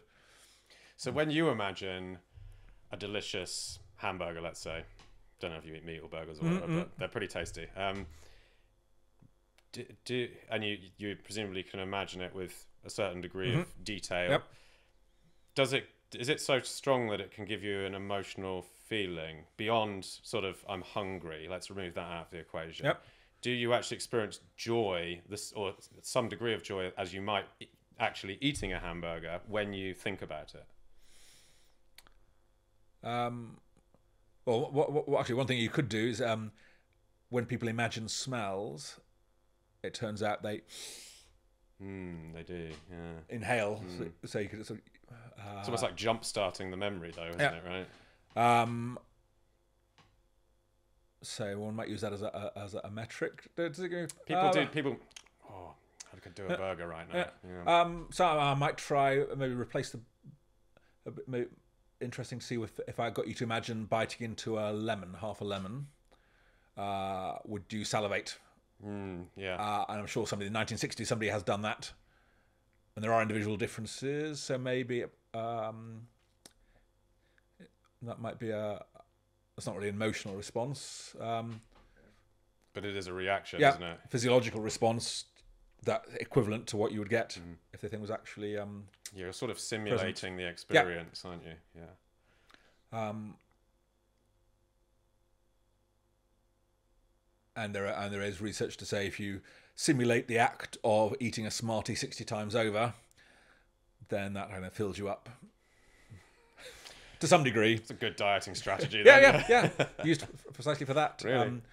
but I haven't seen whether in those studies, those who claim to be able to imagine vividly and those who don't, whether they end up being differentially hungry after imagining lots of. So there may be a kind of like weight loss benefit to having a good food and drink imagination because you can simulate the active eating and yeah. And hence partly why one of the PhDs now is we're trying to develop this sort of new chemosensory mental imagery questionnaire to get at some of this. And it turns out, in fact, while the first kind of questionnaire about your ability to imagine smells and tastes from 1909, no one's ever distinguished between imagining sniffing smells out there and imagining retronasal. Whether that's even possible. Yeah, I was going to say that sounds hard, and especially since retronasal is so tied to taste. Yep. So that might throw up some interesting stuff there. That if it's impossible, or we shall see. Okay, moving on. Colour. You've done quite a bit of work on colour, I think. So how does that impact flavour? And taste. And taste. You get a slightly different answer in the two cases, maybe. Okay. So probably. Should we just define terms there for a second? Yep. So taste versus flavour. As the scientist distinguishes them, so in everyday language they mean the same thing. I love the taste of this. You're not saying I love its sweetness or its sourness. You're saying I love the flavour, really, the fruity, the floral, meaty, the creamy. So taste as what you get, just sweet, salty, bitter, sour, umami, nothing else. A flavour, only you can only use that term when it's not just smell, that would be aroma, but it's smell plus taste. Combination, yeah. So a sweet, fruity thing would be, that would be a flavour. And indeed, since back in 1936, I think was the first published study by a Scottish chemist miscolouring jellies for an academic meeting, and sort of embarrassed by the results. He was a chemist, not a psychologist, saying, I put some food colouring in. People said it tasted different. These scientists are supposed to be better than that, not objective. But hey ho. So he publishes that, and then since then, probably 300 or 400 papers looking at the impact of colour, both on taste, flavour, and aroma. And the results are oftentimes, by changing the colour of something, you can change the taste intensity, how sweet it tastes, and or the flavour identity and intensity. I think this is blueberry rather than raspberry, and it's very intense or not very. The reason I drew the distinction a moment ago is because I think no one's ever shown that by changing the colour of something, I can change which taste you think it is. I can't convince you that salty is sweet. But intensity you could Yes, just not, yeah. Whereas in the flavours domain, I can switch you from blueberry to raspberry to blackberry to... Got you. And over these, it's almost a century now of research, 400 studies or so published, probably 250 say yes, colour changes the taste, the smell, the flavour. 150 say no, it doesn't. So what's going on there? And we did work with Givaudan, one of the big flavour houses in the States, with one of my PhD students a few years ago, to show that colours, which are not part of the definition of flavour, because that's only smell, taste, but colours of things that we see out there set our expectations, much like the orthonasal smell does. I see a pink, white yogurt. My brain says every time I've tasted a pinkish white yogurt before, it was sweet. So my brain's anticipating, predicting, which you might say is the same as imagining the sweet taste. Then I come to taste it. And if the experience is more or less what my brain was imagining or predicting, then I live in the world of my taste predictions, imagination, rather than the world of my taste experience. Because kind of that visual anchor says sweet. And then when I taste something, my experience is anchored to my expectation. Yes. And because we always see food colours before. Normally, unless we're in a dine in the dark restaurant, we always see the food colours first. So that has a preference, that has a precedence over the other. I always see it before I taste it. So the colour's always there first, anchoring my expectations, tied to both maybe more saturated colours. I expect to be more flavourful, tasty, and certain colours associated yellow and green with sourness, maybe pink and red with sweet, blue and white with salty, brown and black with bitter. It's funny how it covers most colours between them, right? There's not, there's not really much left out there. No. Umami, of course, they're not sort of orangey. So I'll get that one in there as well. Yeah. Orangey brown. Those expectations then. I don't think we're born thinking that pink is sweet. No. It's all learnt. And blue salty as well. I mean, for starters, there isn't a lot of blue food out there, and that there is not salty. No. So it's sort of maybe those crisp packets. Remember those ones? The blue salt sachet, blue of the sea. And like seafood packaging, like things like that. It's often blue, right? So I imagine all of our expectations of taste and flavour based on colour are all learnt. But then which associations we learn might vary depending on culture. And so I'm sort of thinking at the moment that while pinkish white is sweet for most people, maybe if you go to very hot tropical countries, more of their sweet tasting fruits are yellow. Yes. Bananas, pineapples, mangoes, and such like.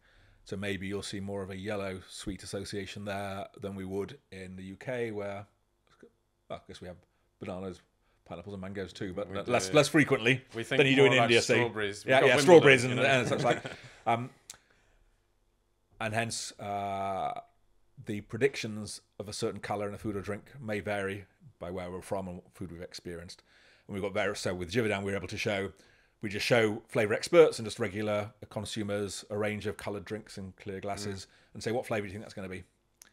And if I show you something, whatever blue clear drink, you might say, if I ask that in the UK, people will say raspberry, probably, sort of slush puppy. Such a strange one, blue, isn't it? Yep. Yeah. Whereas in Taiwan, we showed exactly the same drink to Taiwanese young people.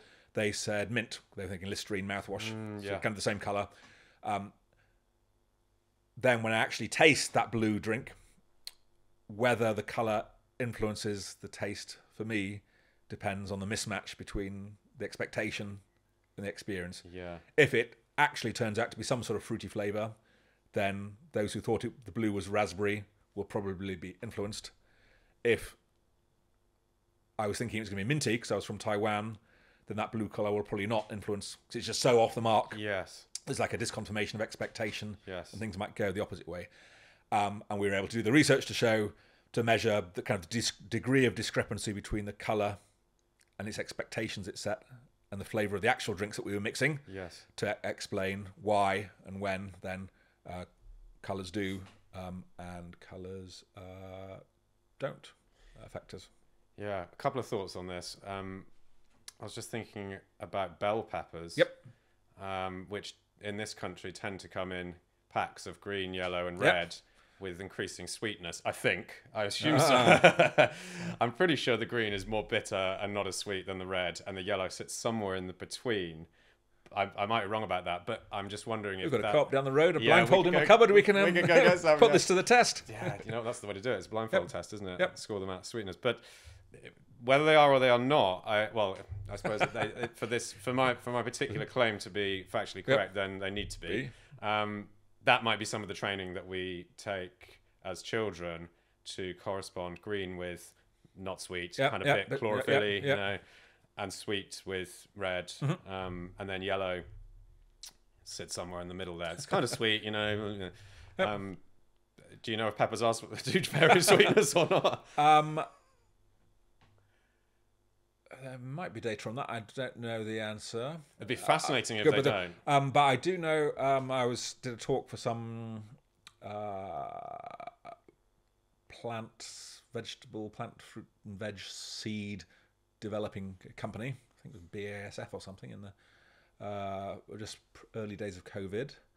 online, and they had data. They were saying where they had tomatoes of different colours, and they were getting very different responses from people when you could see the colour, but without the colour, Nothing. Yeah. So I wouldn't be surprised either way. And the same thing would be sort of true for, because where often I've been in print saying, well, no, red is sweet. I'm kind of modified that to say pinkish white. It's because red is also chili and spicy. Yes. And then you think about chilies, you've got yellow ones, you've got green ones, you've got red ones. But we all seem to take away the red, spicy. And I'm sure that one really is true. Yes. The redder the chili, the spicier. Mind you've got some purpley black ones in the garden in Colombia, and they're the hottest ones I've ever had. So maybe not. Yeah, but the emoji of a chili is red, right? Yep. We kind of have that's pretty well cemented into culture that red chilies are hot. Yep. We don't. And you've got the red hot in the language. Yes, of as course. well. The colour's already there in the language, so it is surprising. But then I guess we just consume so much more red fruit than we do red chilies, right? And even when we do consume red chilies, it tends to be very small amounts, kind of through a dish, rather than munching down on the thing. Should have been here last night. Yeah. And yet, is that really true? I've been in print saying that for years. My brother, the chef, the one who is convinced that potatoes taste of something, he says, well, you say strawberries and raspberries are red, yes. But he says raspberries are sour. They're not very sweet. No. Neither are strawberries. Yeah. No. So, and lots of red berries are actually poisonous. Yes. And probably taste bitter. Yeah. And tomatoes are not particularly sweet, really. Like, they're quite acidic. You can get little cherry ones can be quite sweet, but there's a lot of acidity in there. If anything, we should associate red with acidity, probably. So maybe it's in fact then that we sort of learnt from the supermarket. So it used to be foraging in nature. Yes. And I guess if we saw a red berry, anything is unlikely to be salty, I suppose, but a red berry could be sour, it could be sweet, it could be bitter. Yeah. So it wouldn't be a very good cue. Yeah. Whereas nowadays, again, most of our foraging's in the supermarket, and there maybe things are sort of coded. Yes. Pinkish white becomes probably a colour you don't find in nature, but you find it in yogurts and milks and bubble gums and such like, and that we've learnt our associations there, and maybe that becomes more codified. And Coca-Cola might have a part to play in this. Yes. There's a story about them changing the colour of their cans.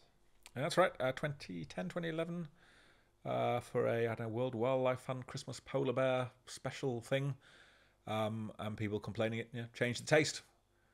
And of course, once again, no, we haven't changed the formula at all. Was it a white can? Yeah, white can with sort of white snow and white polar bears on the front rather than the red. People say it completely changed the taste, and they were forced to withdraw it from the supermarkets and then force feed it to airline passengers who couldn't complain. And then it goes back. In fact, that goes back to, again, my favourite, Louis Cheskin, 1957, thereabouts, in Madison Avenue, doing taste tests with 7-Up. Remember, he was the one who put the red circle on the front, red and round, sort of sweet. And he was varying the colour of the cans, making it more yellowy or greeny, yellow or greeny. And consumers were saying it tasted different, tasted more lemony, limey, which made no sense at all. So the formula's the same. All we've done is change the colour of the can. And yet I think it might be if you drink from the can, that's the only colour you have is the colour of the can, not the liquid. That could explain it. Yes. But even we find now that changing the colour of the ambient lighting, changing the colour of the wall, the colour of the tablecloth, the colour of my trousers probably, will all have some impact on taste. When the colour is divorced, so it's a bit like this orthonasal and retronasal smell again. You're not putting things it in out your there mouth. Yeah. shouldn't be, and yet somehow they do automatically, prime or anchor expectations, and hence nowadays I think what Cheskin was onto and what Coca-Cola found to the cost, and many other companies in between, that changing the colour of the packaging changes the taste, can change the taste and flavour and aroma, sort of makes sense a bit now from the way we think about how the senses are combined. And you would classify that as a change in flavour, not a change in experience? Both. Okay. So when is something a change in experience but not a change in flavour? So it might be when I say I like this more or less. So maybe if I take the sweaty socks example, is it Parmesan cheese or sweaty socks or old French cheese and poisson or sweaty socks? I might say the smell in both cases is equally intense, but if I think it's the cheese, it smells delicious. So it's hedonically, I like it more. So the sensory qualities would stay the same, but my hedonic response changes. So that's a big change in the experience. Whereas when I think it's a sweaty socks, it still smells intense, but I dislike it. So the emotional thing could change without the taste changing. So it's kind of like a value judgment or a grading of the experience itself rather than the flavour. Is that in that case? Yeah. So scientists might say, well, of any flavour experience, there's a sort of sensory discriminative side. What is it? How sweet is it? What is the alcohol content? And then there's a sort of hedonic response. Do I like it or not? And sometimes you can kind of divide those. And maybe in different situations, you focus more on one or the other. My colleague Barry Smith has some examples. He sort of says where people are doing professional tastings and they can say, what is the alcohol content of this wine? They get it spot on. And then somebody turns around and says, do you like it? And people would say, I have no idea. Sort of analytic, or maybe partly sort of analytic tasting versus configural tasting, and partly sort of sensory versus hedonic. Might divide that way. In other cases, I think as well as the experience. So, for example, when it was 2014, Campo Viejo Colour Lab in South Bank in London, 3,000 people, 4 days, a glass of red wine, black tasting glass. You taste it once, how fruity, fresh, how intense, how much you like it. Then we change the lighting to red, rate it again, change it to green, play some sweet and sour music. People's experience changes by 15 to 20%, both in terms of sort of fruity, fresh and liking. So they're scoring quantitative sort of measurement. Sort of finger up, finger down, sort of 7-point scale or something on a card. The ratings change from one moment to the next as we change the ambient colour, but not the drink colour because it's in a black tasting glass. And some of that,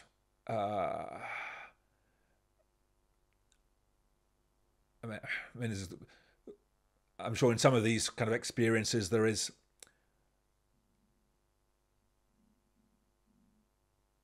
maybe some leading, or if I'm tempted to say this is the case, then you sort of end up believing that that's the case. So I think you're right. Maybe you can sometimes draw a distinction between does it really taste different, or is just my overall experience different? Maybe the same thing holds. And so my colleague Janice Wang, one of my former PhD students over in Denmark, has been trying to do the experiment in the brain scanner, where you give something to taste, tastes yay sweet, a 7 out of 10, and then we put some red lights on, play some sweet music, and you say it tastes sweeter. Does the flavour perception really change? Well, in the brain scanner, can we see more activation associated with the sweet areas in the primary taste cortex? And that would be, to some, a more objective measure. That yes, the taste really does change. Whereas if you take those studies of you stick people in the brain scanner and you give them some cheap wine, and you either tell them it's very, very cheap, or you tell them it's $90 a bottle of wine. If you're in California, when you're doing your scanning, then you'll see more activation in the reward centers of the brain, but maybe you won't see any change in the parts of the brain coding the taste intensity. So you can do one, the other, probably very often both. And then in a way, I think I've always focused on how you perceive things in the moment, but maybe actually most of the time we remember most of our flavour experiences were in the past. Yes. And as such,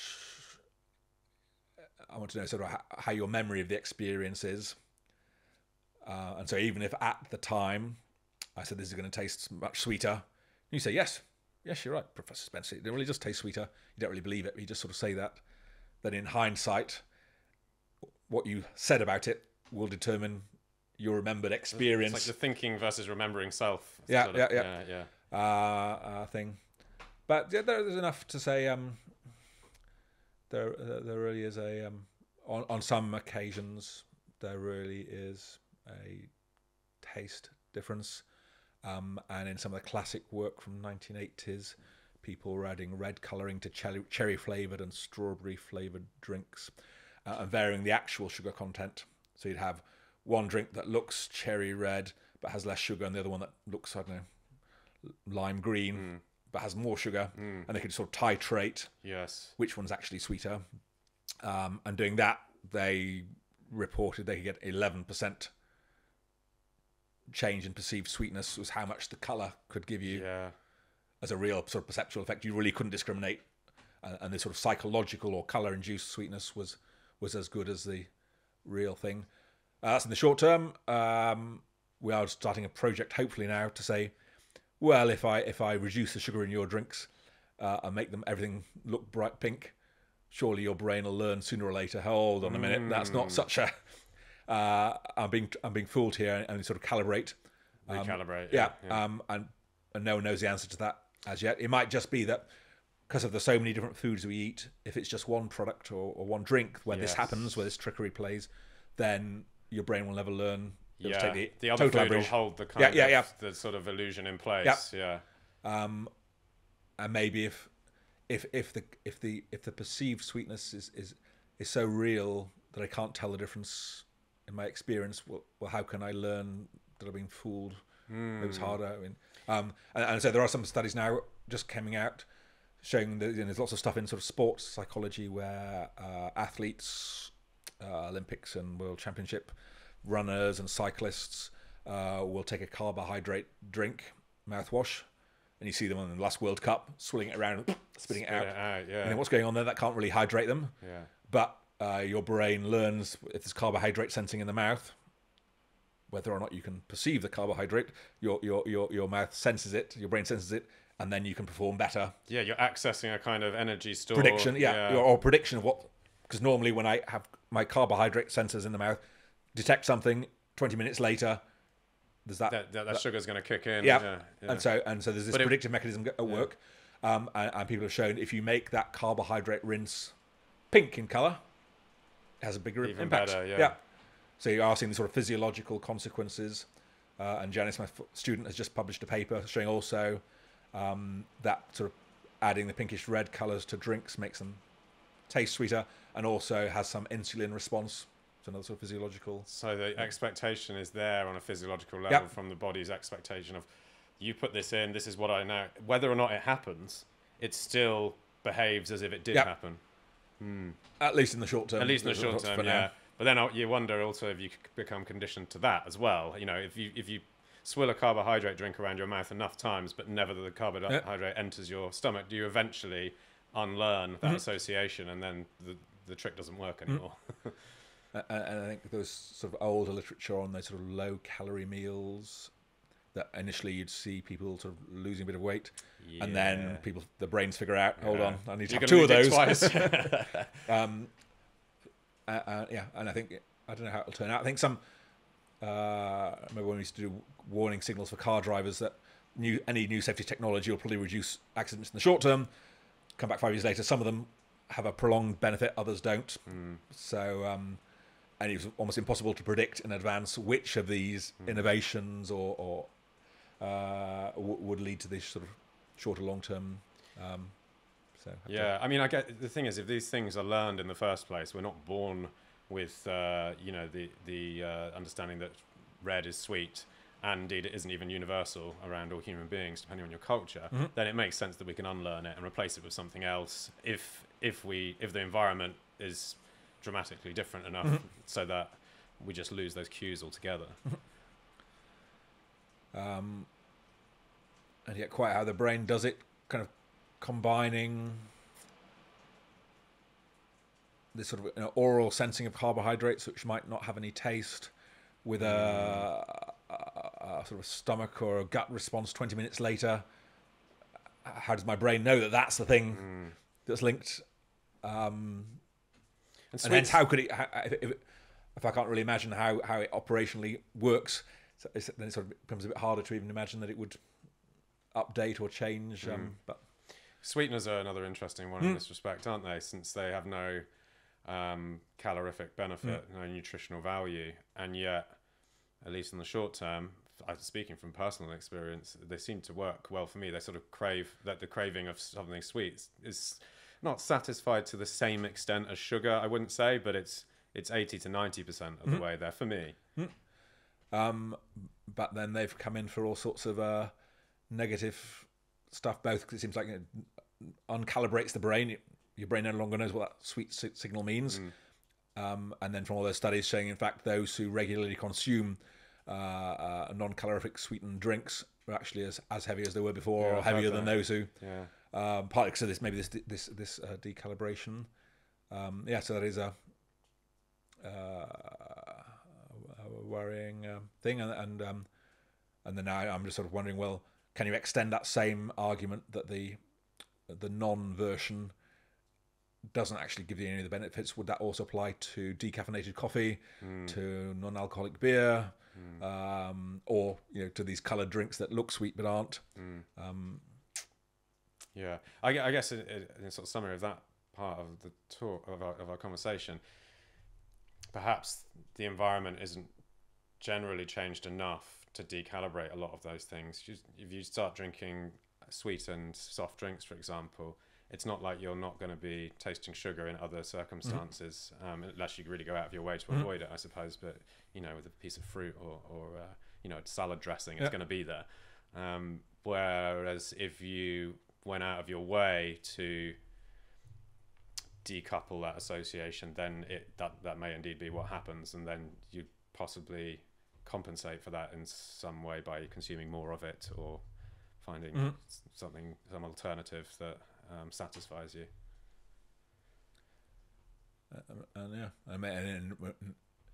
And to the extent, I suppose, that normally when we eat and drink, there's a whole range of things we're consuming. The meat and the veg, and there's a drink on the side, and so how does your brain deconvolve that and say, right, yeah. So maybe these cases where you only drink, maybe that's somehow importantly different from other kinds of consumption situations. Maybe not. What about sound? We haven't touched on sound yet. We haven't heard about sound yet? Damn. Set you up for that. 2-2. So it's often described as a forgotten flavour sense, not part of the definition of flavour. Unless it's in your mouth, like crunching of popcorn. Still, no. According to the International Standards Organisation, who dictate such things, over the decades they claim, flavour is just gustation, basic tastes, olfaction, and trigeminal, they'd call it, or oral somatosensory. But sound's not in there. That might influence, just like colour is not in there. Sound and colour or visual stuff could influence the flavour experience, but they're not part of it. Do you agree with that classification? Yes, yeah. So I might say, I'm interested in flavour experiences, which is more than just flavour perception. And so for flavour experiences, they're all in, maybe. Get around it that way. For me, probably my first experiment in food were with the sonic chip, where we were getting hungry undergraduates to bite into 2 tubes of Pringles and manipulate the sound of each crunch, and playing it back over headphones, and we were able to change the perceived texture and enjoyment of these foods. So that got us into the world of sound, and since we've and others have done research showing that all kind of food textural cues, from crunchy to crispy to crackly to creamy to carbonated to squeaky to snappy, and ginger snaps and such like. Sounds like Snow White and the Seven Dwarfs. They're all can be modulated by sound. Even there's some nice stuff from New Zealand where you have a black coffee and sort of rub your tongue against your upper palate. It makes one sort of sound if you pay enough attention, and it's quiet enough. And then add some cream to your coffee, take a swig, and then try rubbing your tongue around and it sounds a bit different. It's coated. So that would be sort of a sound effect on mouth feel in a way. Interesting, because I think people can very easily associate with the sound of food, like crunch, crackle, snap. Sounds like a breakfast cereal. But with drink, I think people probably give it less attention, conscious attention. But it's there. Like, you know, you think about red wine has a very specific sound when you swallow it. It's that. I don't always drink it that quickly, but sometimes. If it's I thought when you pour it, well, and when you pour it as well, I mean, it's something in the viscosity of it, right? Or the insoluble matter that's in there gives it a very unique. I mean, if I blindfolded you and poured a white wine, a red wine, a champagne, and a glass of water, I reckon you could probably tell the difference. Yeah, we might even have evidence on that. Really, have you? From different things, you can tell the temperature of a drink, and the sound of carbonation. You can tell, and which kind of carbonation, whether it's a sparkling water or champagne from the bubbles, and then there is a German beer expert somewhere apparently, who can discriminate more than 100 kinds of beer blindfolded without tasting, simply from the sound of opening the bottle or can and the pouring. You know, Beck's is easy because it's got a very narrow neck, so it makes a different kind of glugging sound. And then when you get to sort of viscosity, does that have a sound as well? We did do a study on red and white wine. I think we had found some subtle evidence. It's hard, but you're not as good as judging the temperature or what kind of fizz it is. But you could do something better than chance. And we did have somebody who got in touch, who was blind, and she was listening to the Archers on Radio 4. And then after a stressful encounter, somebody pours themselves a cognac, and you did the glug glug glug, and she went, "That's water." Because it didn't have the viscosity, and she'd picked up on that, and so that led us in some other research looking at sort of the viscosity differences. And there's an expectation component to all of this. And of course, then any interaction with anything always makes a sound. Rarely do we pay attention to it, but it's always there. Our brain picks it up, and hence, prior to tasting, whether those predictions about what it is come from the sight, come from the orthonasal smell, or come from the sound of the ding of the microwave, the opening. Just a few years ago, 2007 now, is it? Or 2017? 2007, actually. My goodness.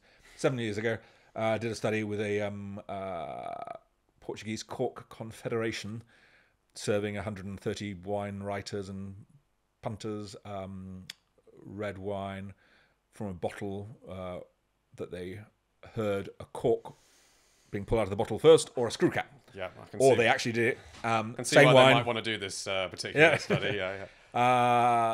Same wine in both cases, and yet when people heard the cork stopper being pulled, they were in a more celebratory mood. They thought the wine was better and more appropriate for celebration, so the expectations there. So in a way, we're all sort of Pavlov's dogs. Yeah. They were salivating to the dinner bell or to the tuning fork back in the day. And for us, when we hear any of these things, cans opening, bottles opening, pouring, effervescence, viscosity, it sets expectations that are perhaps a little bit less conscious when we see what is in front of us, but nonetheless can be powerful anchors to the ensuing experience. And so then over the years, we did our sonic chip experiment in 2004, got our Ig Nobel Prize for Nutrition in 2008 for it. And from that early start, looking at the sound of the food itself, or the sound of food texture, the crunch of the crisp.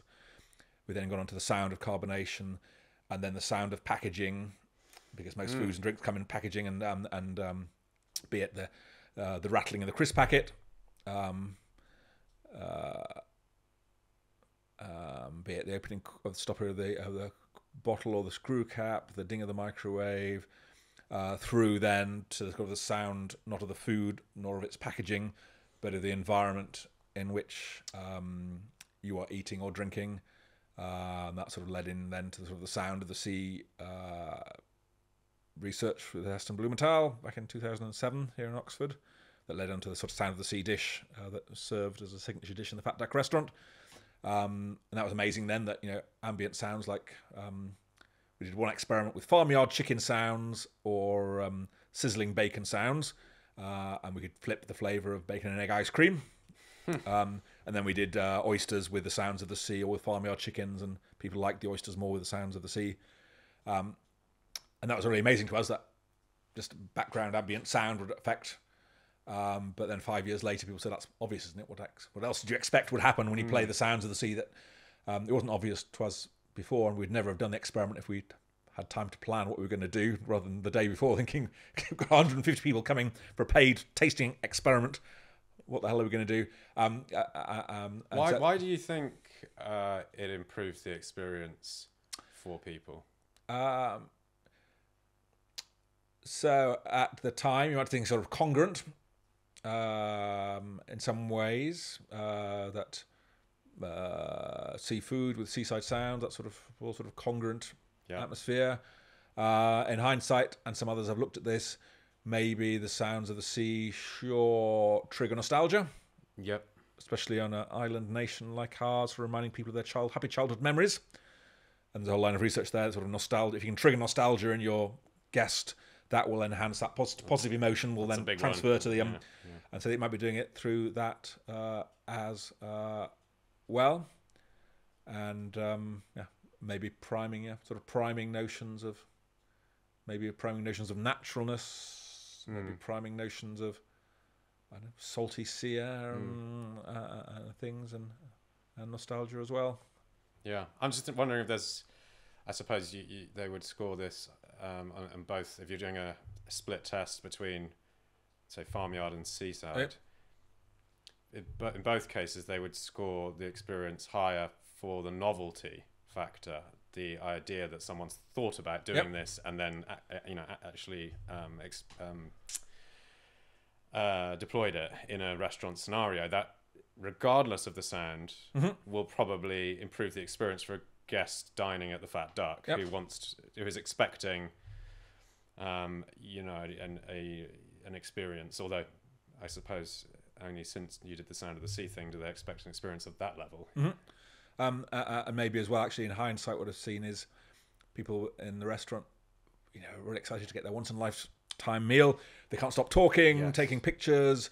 They're not really concentrating on the food at all. Yeah. But for this one course, and only for one course, because if dining's mostly social activity, put the headphones on, or the earbuds in these days, then people stop talking because they're hearing the sounds of the sea, and that sort of makes you much more mindful and makes you more attentive to the dish, and that's part of perhaps why the food tastes better and different, as well as just you coming away from the experience realizing somebody has thought about this and sort of as a designed experience, and hopefully thinking, yes, maybe sound is more important than we realized. So it's this chef kind of drawing attention to this in a way that I know on online supermarkets. I mean, there has been other research since in fish shops and supermarket fish counters playing the sounds of the sea.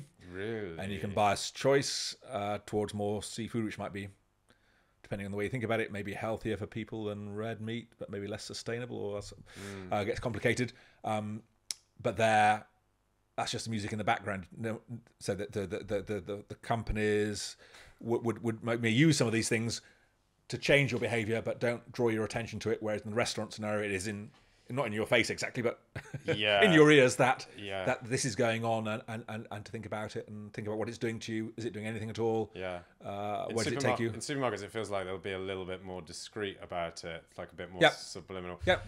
I'm just imagining walking the aisles of the supermarket and different sounds of music plays in different areas. So like you say, you could have sort of sea shanties and the creaking of a boat steered by the fish counter. Maybe it's farmy by the meat counter. And then as you go into the confectionery aisle, it's like from Charlie and the Chocolate Factory. That would work, right? Yep. And I'm surprised that they're not exploiting that a little bit. Probably some places, I guess some places would do that through smell already. And some places that we're seeing multi-sensory atmospherics, store atmospherics. Lots of people are talking about it. And maybe the whole thing, perhaps not, but certainly in, was it not Harrods, but maybe it's Selfridges or Masons. They did have like a reactive soundscape in the kids' toy department that we're playing the right sort of sounds for those, and maybe something different elsewhere. So I think it probably is definitely the future, and some innovative stores are probably doing that.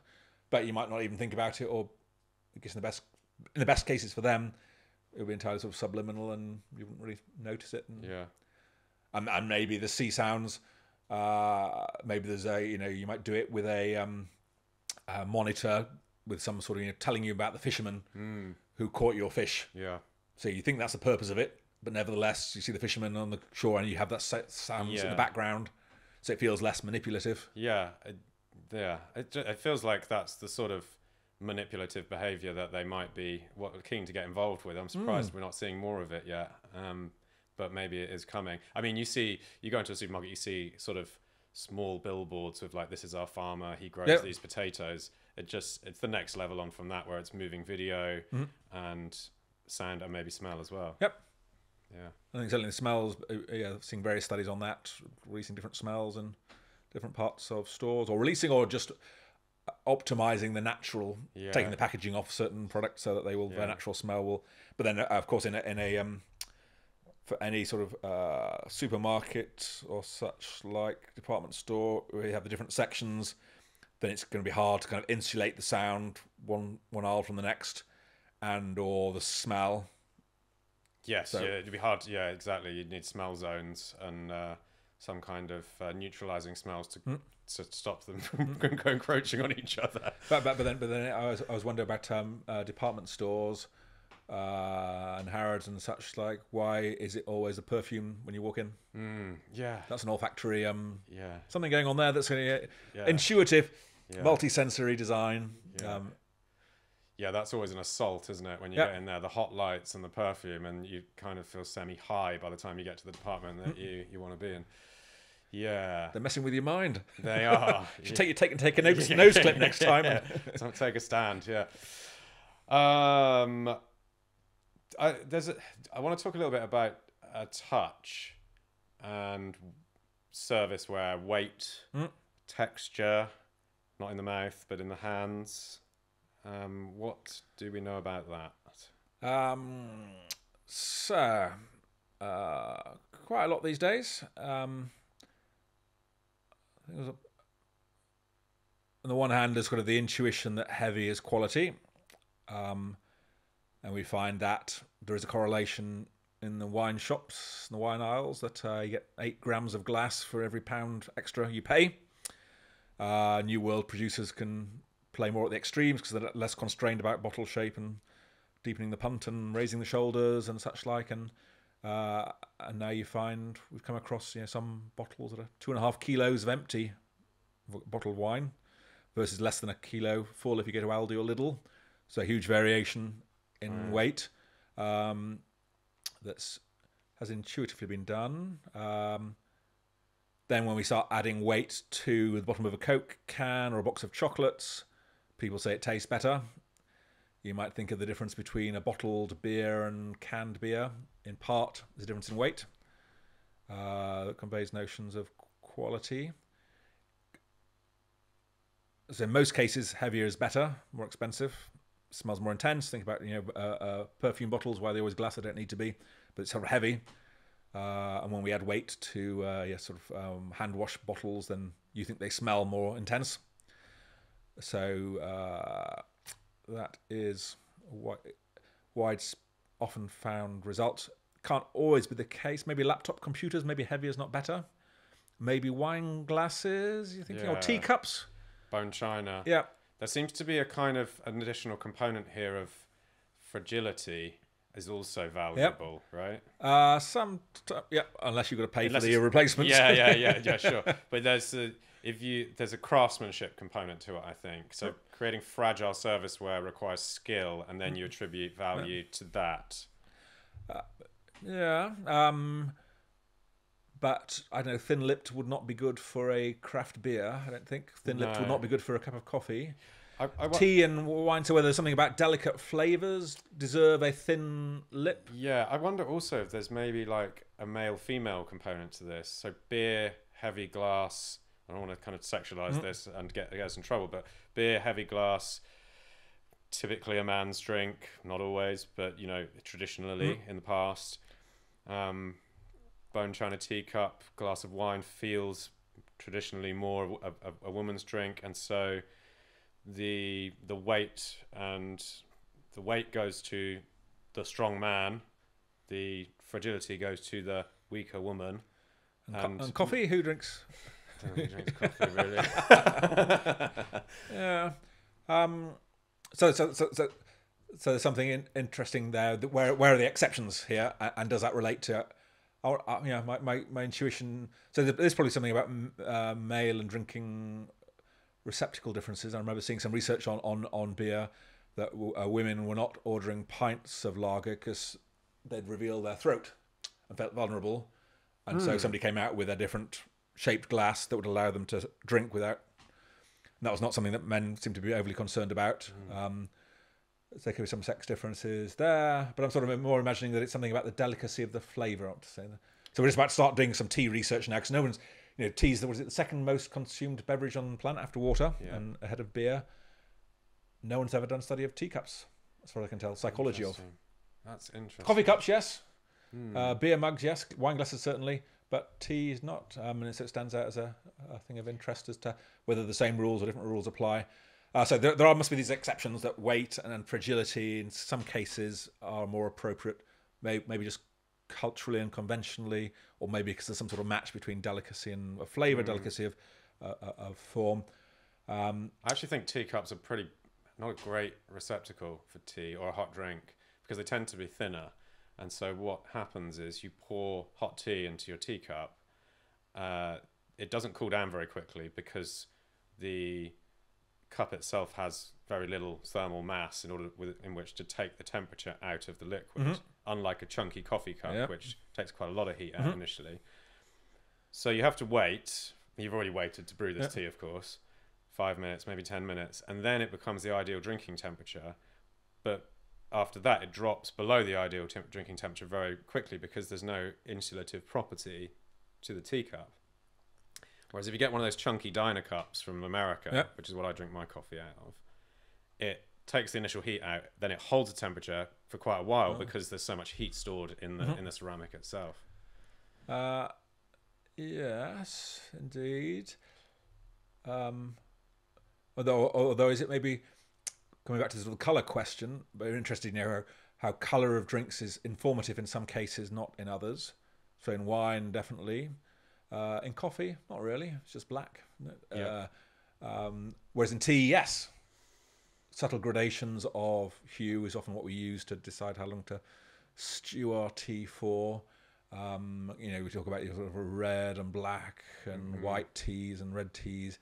And so there are important variations of hue that are meaningful in terms of the likely taste experience that we're going to have. And for that reason, maybe it's not that the cups are delicate, but I know to get a white cup so you can see the gradations of shading in your tea. Yes. Dictates it has to be bone china, which has to be thin because you can't make a thick bone china. I don't know if you can or not.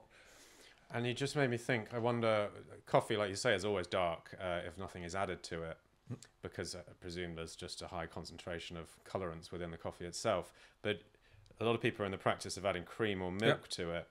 And I wonder if you did blind tastes of milked coffee versus black coffee, perhaps you'd have to dilute the coffee a little bit with water to get it sort of calibrated correctly, how different they would taste. And if in actual fact the discoloration of the coffee, the turning of it a sort of orange, yellow, caramelly, sweeter, you might say, colour, is actually doing a lot of the heavy lifting there in terms of flavour experience. Certainly for the expectations, and I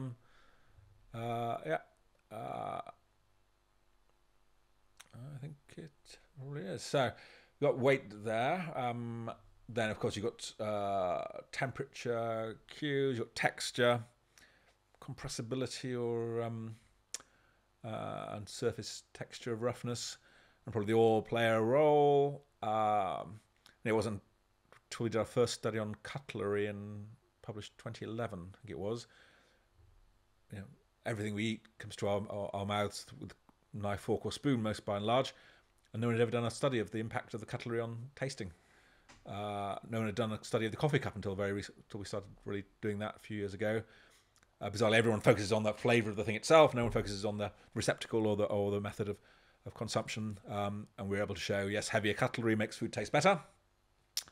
And so quite often we'll do events in dining halls or restaurants where half the tables have heavy cutlery, half have light. Same foods to every table. They rate how much they're willing to pay for the food, and up it goes with something heavy in the hands. Worth investing in good cutlery yes. for your restaurant. Yeah.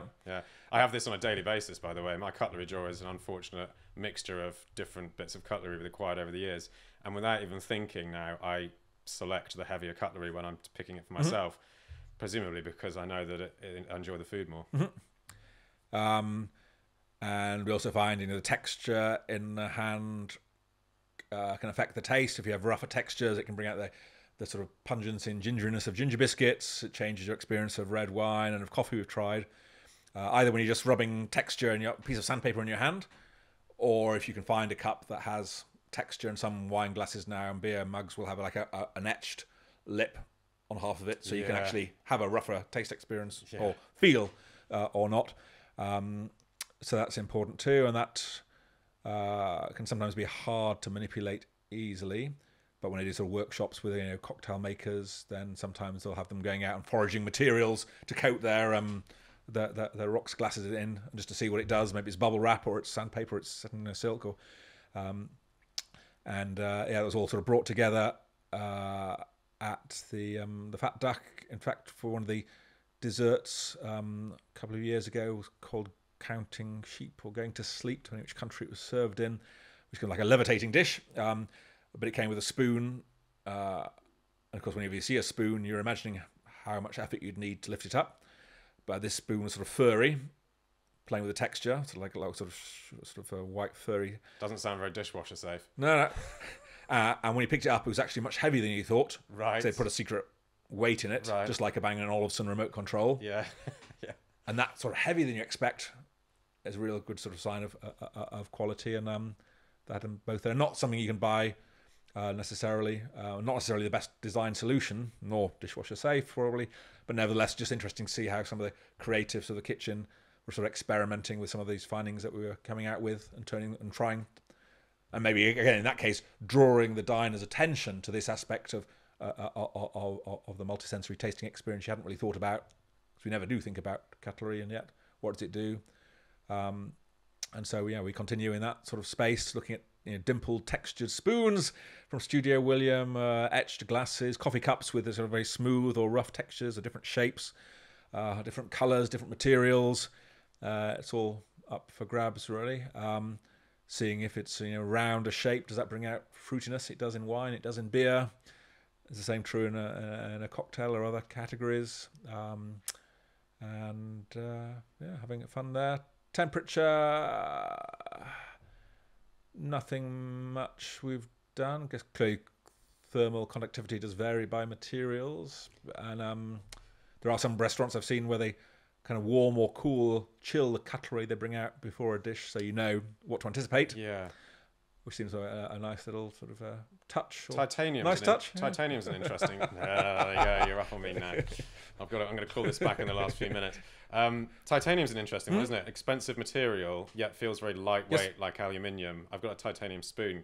They use a lot for sort of camping and backpacking because they weigh so little, and they're really strong. So it's a strange one because you know inherently that it was expensive, but when you hold it, it feels light and therefore always feels cheap to me. Which was what Concorde found out. Oh yes, to their cost. Yeah. Back in the day when every gram counted for the flights, and the designers came up with a titanium cutlery, but then it was just people didn't like it. People didn't like it. Just paid $5,000 for this. Can you give me this? So a very deep sort of seated influence, and then of course you think about not just the touch of the cutlery or glass that you might hold, but then also be it the feel of the napkins, even the feel of the chair that you're sitting on.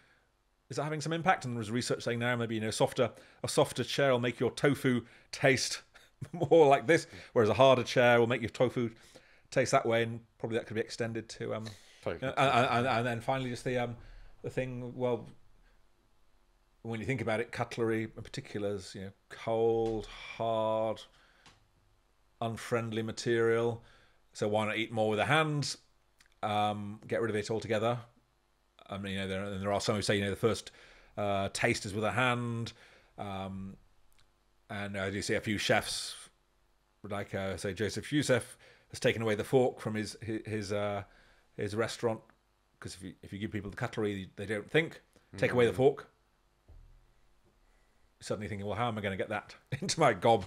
Maybe they have mouths at Kitchen Theory guests. And then by touching food, it's more sort of intimate in some way. You're getting some expectations from the temperature of the thing, from its give, the softness, the fruit or vegetables, and how you can sort of play creatively with that. I think Mugaritz in San Sebastian, they had a whole 30-course menu with no cutlery at all, lots of wet wipes between courses, and one stone shard, like a flint shard, for the one meat course they had on the menu to cut it, but no conventional cutlery.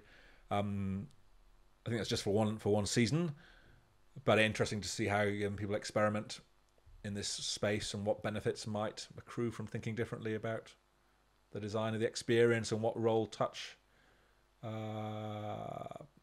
could play, and how if you have to hold food itself, then you can't deliver. I mean, probably having a whole steak's going to be a bit hard, but food's going to be much easier to eat.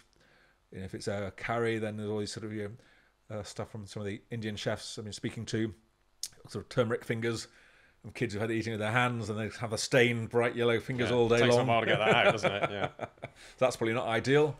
But then there's sort of the interaction with the food, changing the way the sorts of foods and the way food is served. What else is there? What have we missed here? We've been Sonic seasoning. We haven't got around to. Sonic seasoning. Go on then. What do you want to know? Yeah, so I guess on the trajectory from the Sonic chip in 2004 that came out, we've been kind of extending the sound out, the sound of the food, sound of the packaging, sound of the place, sound of the preparation, sound of the opening, through to it's about 2009 when people were saying, "Oh, yeah, we've heard about the sound of the sea. That's just obvious. Nothing surprising there, really. That seaside sounds like seafood tastes differently." And I had a PhD student, Anne Sylvie Chrisnell, who came along, who loved singing in the choir and baking cakes, but had no idea what to do for her PhD.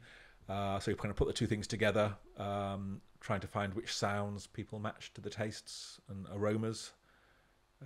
The Nez de Vin kit with like 50 wine aromas. We get people to sniff each one, cat's piss and bell pepper and all the rest, and then pick out, is that more piano or wind instruments or brass or strings? Is it high note or a low note? And they'd play on their virtual keyboard until they found the pitch of harmony. Never thinking that we get reliable results, and that even if we did, that anyone would take it seriously or be interested or think, why on earth are you doing that? And now, 15 years later, the whole world of sort of sonic seasoning has exploded. Sonic seasoning then being both the fact that we do associate particular instrument sounds, timbres, pitches, roughness, loudness in music to particular tastes, flavors, aromas, textures, and that if you can find the matching musical motifs and elements, you can then either pick music off the shelf or specifically compose music that will match and accentuate, change the tasting experience, and I think change the taste. So if I play sweet music, we can bring out maybe 5 or 10% sweetness, and something that can be so real. So sweet is kind of tinkling, high-pitched piano, wind chimes, or I'll give you that. I think Mike Oldfield, Tubular Bells, a bit of that, or Sanson, Carnival of the Animals, and have people tasting 2 pieces of chocolate. There's like for a TV show a couple of years ago. One with the sweet music, tinkling high pitch. The other one with the bitter music, very low pitch and sort of negative emotion. And afterwards, he said, which one was sweeter? They go 15 out of 17 go for the one played with sweet music. And then he sort of did the reveal. No, it's the same chocolate. And that people just, not everyone, certainly, but a few people just cannot believe. No, I don't believe you. Let's go into the kitchen and show me the. And that would say the sort of psychological reality in some cases of these illusions or cross-modal effects. In this case, caused by music, and that for us is really surprising because music's got nothing to do with what you're tasting. You don't eat it, you don't eat music, and nevertheless there are these almost synesthetic connections between sound and taste. And there's no evolutionary rationale for why it would, because music is a relatively new invention, you know. I mean, certainly complex music. Yeah. Well, you always got to have you can always make up an evolutionary just so story for some of this. And so, if you look at newborn babies, rats, chimpanzees, or humans, at birth, if you stick a sweet taste on the tongues will go out and up to lick and ingest for the calories for growth. Put a bitter taste on a newborn's tongue. You'll understand why my brother will never let me anywhere near my nieces without an adult present. But if I could have done, I would be sticking bitter taste on the tongue, and the tongue would go out and down. We're all born ejecting bitter taste because it could be poisonous. And if you think about the gurgles you sort of make with your tongue out and down or down and up, they're different in pitch. And that is true of humans, rats, chimpanzees. It's global. There's this sort of innate response. And our brain just loves picking up the statistics of the world, that fruits go from green and sour to redder and warmer colours and sweeter. And hence, that sweet tastes are associated with a very higher pitched sound than bitter tastes. That's there in the world. And our brain can't tell the difference between useful statistics and useless ones. We pick them up in our experiments and then can play them back to our diners or participants or whoever they are and systematically modulate the taste. And we've got spicy music now. We've got creamy music. We've got sweet, sour, salty. And that's sort of really fun and really fun because people sort of don't believe it should work. It makes no sense. And then for those who experience it, can be quite blown away. Well, how can that? It really tastes different. And for me, it's not. I mean, what you're tasting is the same, but it just sort of. I think you can use music to draw your attention to something in a taste experience. In much the same way, in a wine tasting, you say, can't you smell the cat's piss? And suddenly it's there. Another bell pepper. Oh, yes. It was always there. But without putting a name on it, I couldn't articulate it. A bit like you were saying with the whiskey, I guess, earlier on. And you can do that with words, kind of crudely. But if I know that tinkling a high pitch will make you think of sweetness, I can do it without saying a word and draw your attention to something. This is probably then going to work especially well. I mean, they're both sound, right? Which one of them is me saying something, the other is music. But it's much cleverer to do it without words. Yeah, of course. Yeah. And a little bit more insidious. Just to draw people's attention to one thing or another. And this is probably going to work. Why I think sonic seasoning may work better for complex flavors. There's lots of stuff going on because our brains can't cope with all the tastes, smells, aromas, textures, mouthfeels that are changing over time. And hence it's easier to draw people's attention to this or that. Maybe also for flavour experiences where you're not quite sure what you're tasting. So I give you a can of Coke, you know what Coke tastes like, and maybe you don't even taste it anymore, you just rely on your memory of what Coke tasted like. So for things you're not quite sure what you're tasting that are complex, then we have lots of fun making things sweeter, saltier, sourer, more spicy, and do it in ways that are surprising to people and continue to be so, and which now various first restaurants we sort of developed it together with the Fat Duck, but it launched in the House of Wolf restaurant in Islington in 2012, and since then Joseph Youssef has a course on his menu. Sonic Seasoning and various others have as well, and now it's sort of extended from the chefs and mixologists using this through to brands now. We've just been working with drinks brands, both alcoholic and non-alcoholic, all over the world, where you buy a bottle, a can of whatever it is, then scan the label and you get access to some sonic seasoning that will bring out the spiciness or reduce it, do whatever to your bourbon and so on, and this becomes then much more. Rather than having to go to one of these expensive, esoteric, and exclusive restaurants to have this once-in-a-lifetime sonic seasoning thing, is now sort of ubiquitous. And it's going from, in the first place, kind of the drinks brand, alcoholic drinks brands using it, through to the non-alcoholic beverages, teas, coffees, and then making its way through. Then again to the kind of the competitions for the barista championships. It's not unusual now to find the finalist with a pair of headphones next to the stand, and I used to compete in those myself, and music and sound was always a factor in the presentations. Yeah. And this is so having lots of great fun. I'm not a musician, nor am I sort of a barista or a flavour expert, so I can't make any of the stuff.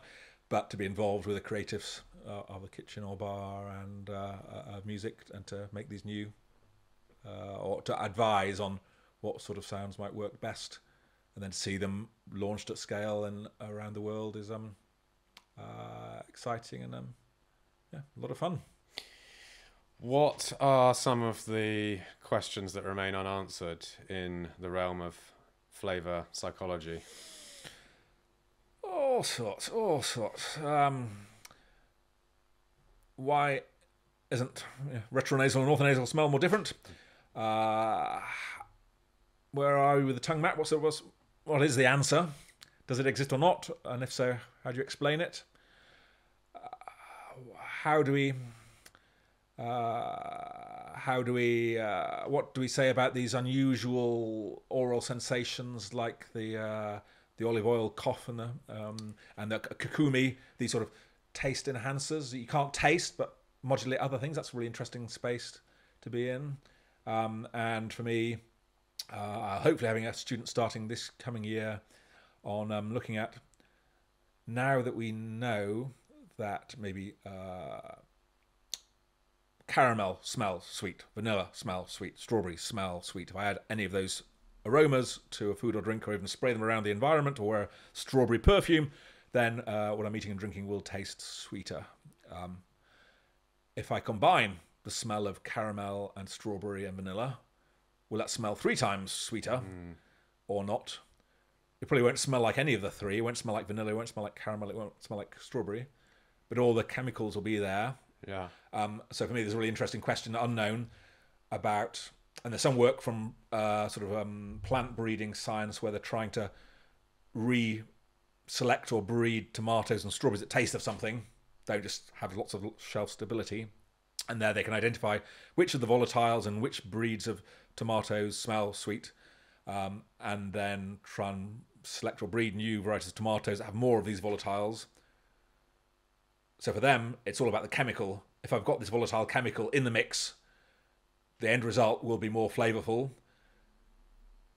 When, as a psychologist, I'm always thinking about what is you need to perceive it as vanilla in order for it to be sweeter. You need to perceive it as strawberry. Then if I throw all these sweet things together, you won't perceive it as anything much. Because you don't have anything to associate it with, because it won't be a novel aroma. And does that matter at all? And I think it's completely open, and no one knows: is it the chemicals that are doing the work? Is it the perception that's doing the work, or is it a bit of both? Yeah. The chemicals do some of the work, what you perceive does some of the work as well. And so this is like a really interesting interface between sort of flavour chemistry, blending, and the psychology.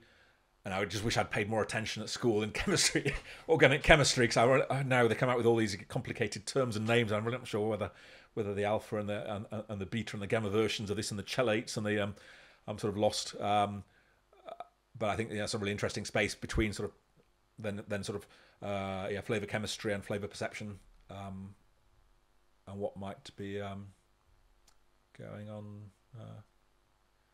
there. Still haven't got a. I guess a very good explanation. Can we really take taste out of the mouth? That would be nice one day as well. And are there any ways in which your findings have changed the way that you go about your life? Are you kind of hacking your own taste psychology on a daily basis? I'm more sort of aware of what's being done to me, I suppose. There's a pub just across the street here, the Victoria Arms. Sometimes I go in there for a drink or some dinner, and you hear the music, and it's like The Cure and the Smiths. And this is all my favourite tracks, but they're from like 1980s bands. And then you look around, and everyone in the whole place, 50, 60-year-old, and that sort of. Have you been had, or are you choosing? They're optimising the experience for you. And then when you go around the supermarkets and such like, I'm always picking up ideas for what are they doing. Maybe there's an experiment in that. I wonder why they've done it that way, and what can you do? And at home, we get a chance once a month to have kind of a lab party. We have had some chefs in residence in the past, and so that's kind of the fun time to experiment and play, and various of the the furry cutlery came out of an event here. We had a lab party when Charles Michel, the chef in residence at the time, covered my wife's Christophe cutlery with hare pelts from the market and served as a hare stew. A very memorable occasion, and that was for a one-off. But then, of course, when the rest of the lab aren't around, then it's just Mrs. Spence and myself, and she rules the roost. And it's the flowery plates, and all my angular black plates, they're out with the "Take Me" sign on the street when I come back from work. So it's the things. So most of it, I'm not allowed. Yeah. Don't touch it. Don't touch it. But there are one or two things that Mrs. Spence sort of has adopted. So we've got like a drip spoon, again from Charles Michel. It's like for honey and other stuff, just like a finger, like a silver finger. A very different kind of textural experience. And we've got some nice dimpled sort of long teaspoons from Studio William, and those she uses every day. So things that I think sort of beautifully designed and that deliver some benefit that's perceptible, whether or not you know the science. Yeah. Then I think those are the sorts of things that will stick. Is it? Do you think it could be the case though, the more that you're aware of it, the less of an effect? You're sort of losing the placebo in a sense, like. It's better to be blissfully ignorant to the weight of cutlery, and rather than kind of like, oh, they've given me heavy cutlery, so in order to improve the quality of this meal, and now I'm gonna compensate for that with my with my enjoyment, Well, no, I'm not sure. It's possible to kind of override. Yeah. Even if you know what's going on, it's hard to. Yeah, I think so. It's hard to unpack the experience, and kind of your brain's done in a way. I think your brain's done all the work. It's combined all the senses and only given you the access to the results of the integration. And so I can't decompose it and say, what's the real sweetness of this thing? Yes. I just have the perceived sweetness, which is the combination of what it looked like, what I heard when it was poured, what I'm tasting, what I imagined, what I expected, what the name was on the label, what mood I'm in, colour of the lighting, the sonic seasoning in the background, and all the rest. And that's just all there is kind of that experience, and hence... No, I still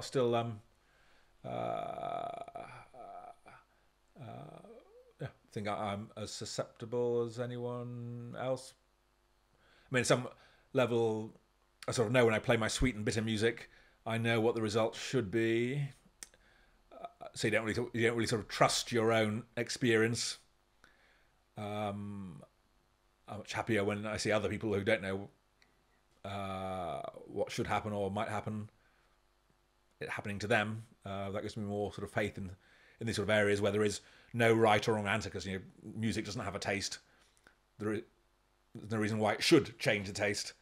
And in these areas where there's no objectively right or no factually correct stuff, having sort of naive people experiencing it feels more validating or convincing than fooling yourself, believing what you want to be true. True. And then, of course, I mean, the one thing I do have control over is the music, so then I do sort of think carefully about what sort of music to play, and so the pastas will be a bit of Pavarotti, and yeah, we do this at home now. We've gotten into the habit of putting like Mexican music on when we're having tacos and Greek music or Mediterranean, whatever, and it really does change the experience. You feel like it's not quite the same as going out to a restaurant, but you're approaching that kind of territory, because it feels more like it's just more overall sort of encompassing experience, because you've got that authentic sound playing whilst you're eating the music, eating the food of that. You are, I mean, maybe you are eating the music, or tasting the music. Yeah.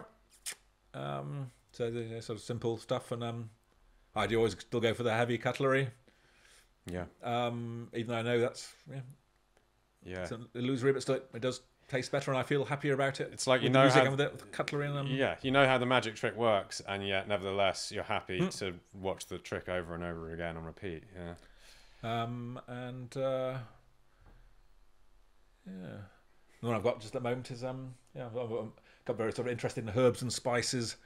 It's another part of the sort of flavour chemistry, flavour perception thing about herbs and spices and what's in them and how do they affect us and how do you mix them. And so I've got sort of bay leaves at the moment, a big bay tree out in the garden there, a verdant bay tree. And that's one where sort of 16% of, or was it, a lot of chefs and mixologists are debating the literature. Why do we use them? They have no taste, no flavour. What, bay leaves? Yeah. I can taste bay leaves. Yep. Yeah. I can taste. But what exactly do they taste like? It turns out maybe a third of the population are anosmic. They can't smell the key compound. Depends a bit where you get your bay leaves from and how old they are and whether they're dried or fresh.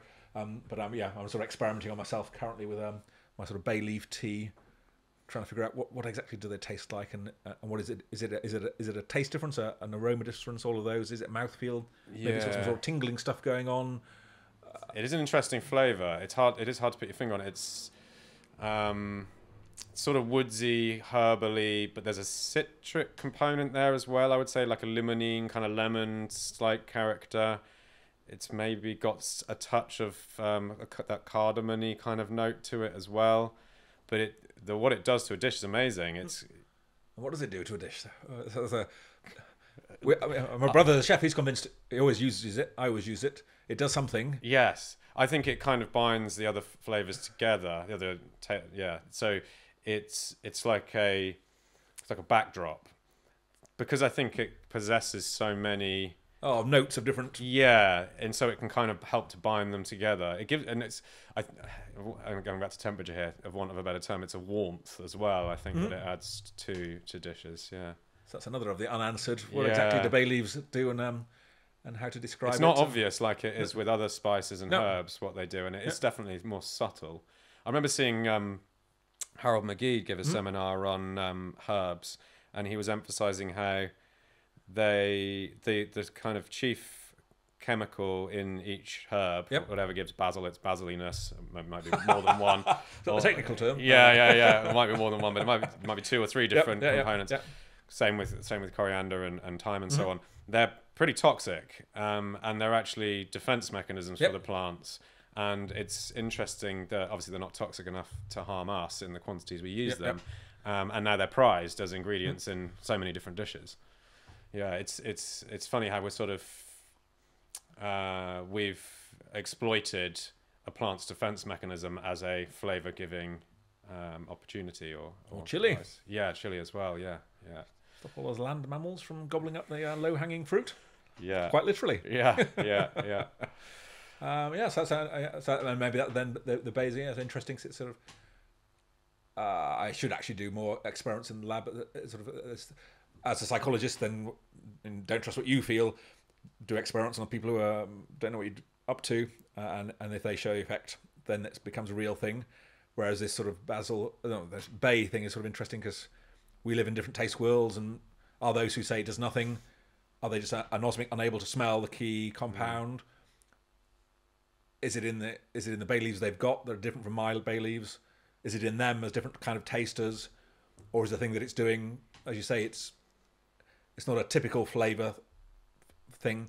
Maybe that's why sort of the bay leaves are kind of a bit like kokumi, this thing that from the marmite, a yeasty sort of thing that has no taste, but it's a flavour enhancer for other stuff. Gives you kind of more mouth filling, more satiety, and this whole space of things that aren't tastes, that aren't smells, that border oral sensations, you might call them. They're sort of fascinating.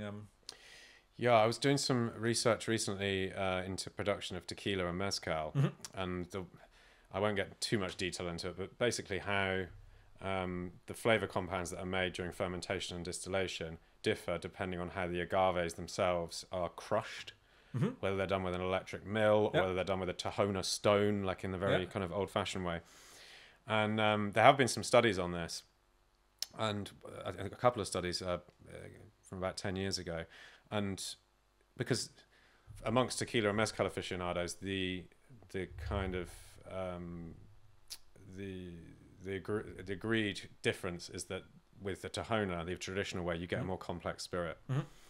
And what the study suggested is that in this sort of inefficiency of the pressing of the agaves that the Tahona offers, you end up with an end product that possesses less of the dominant flavor qualities that you find in tequila and mezcal, and a similar amount of the less dominant flavor qualities. If you did it with a mill, you get a lot more of the dominant flavor qualities and a low amount of the supporting flavor qualities. And so in the end product, what that means is that the Tahona pressed spirit has more perceived complexity because the dominant qualities are not masking the less dominant ones.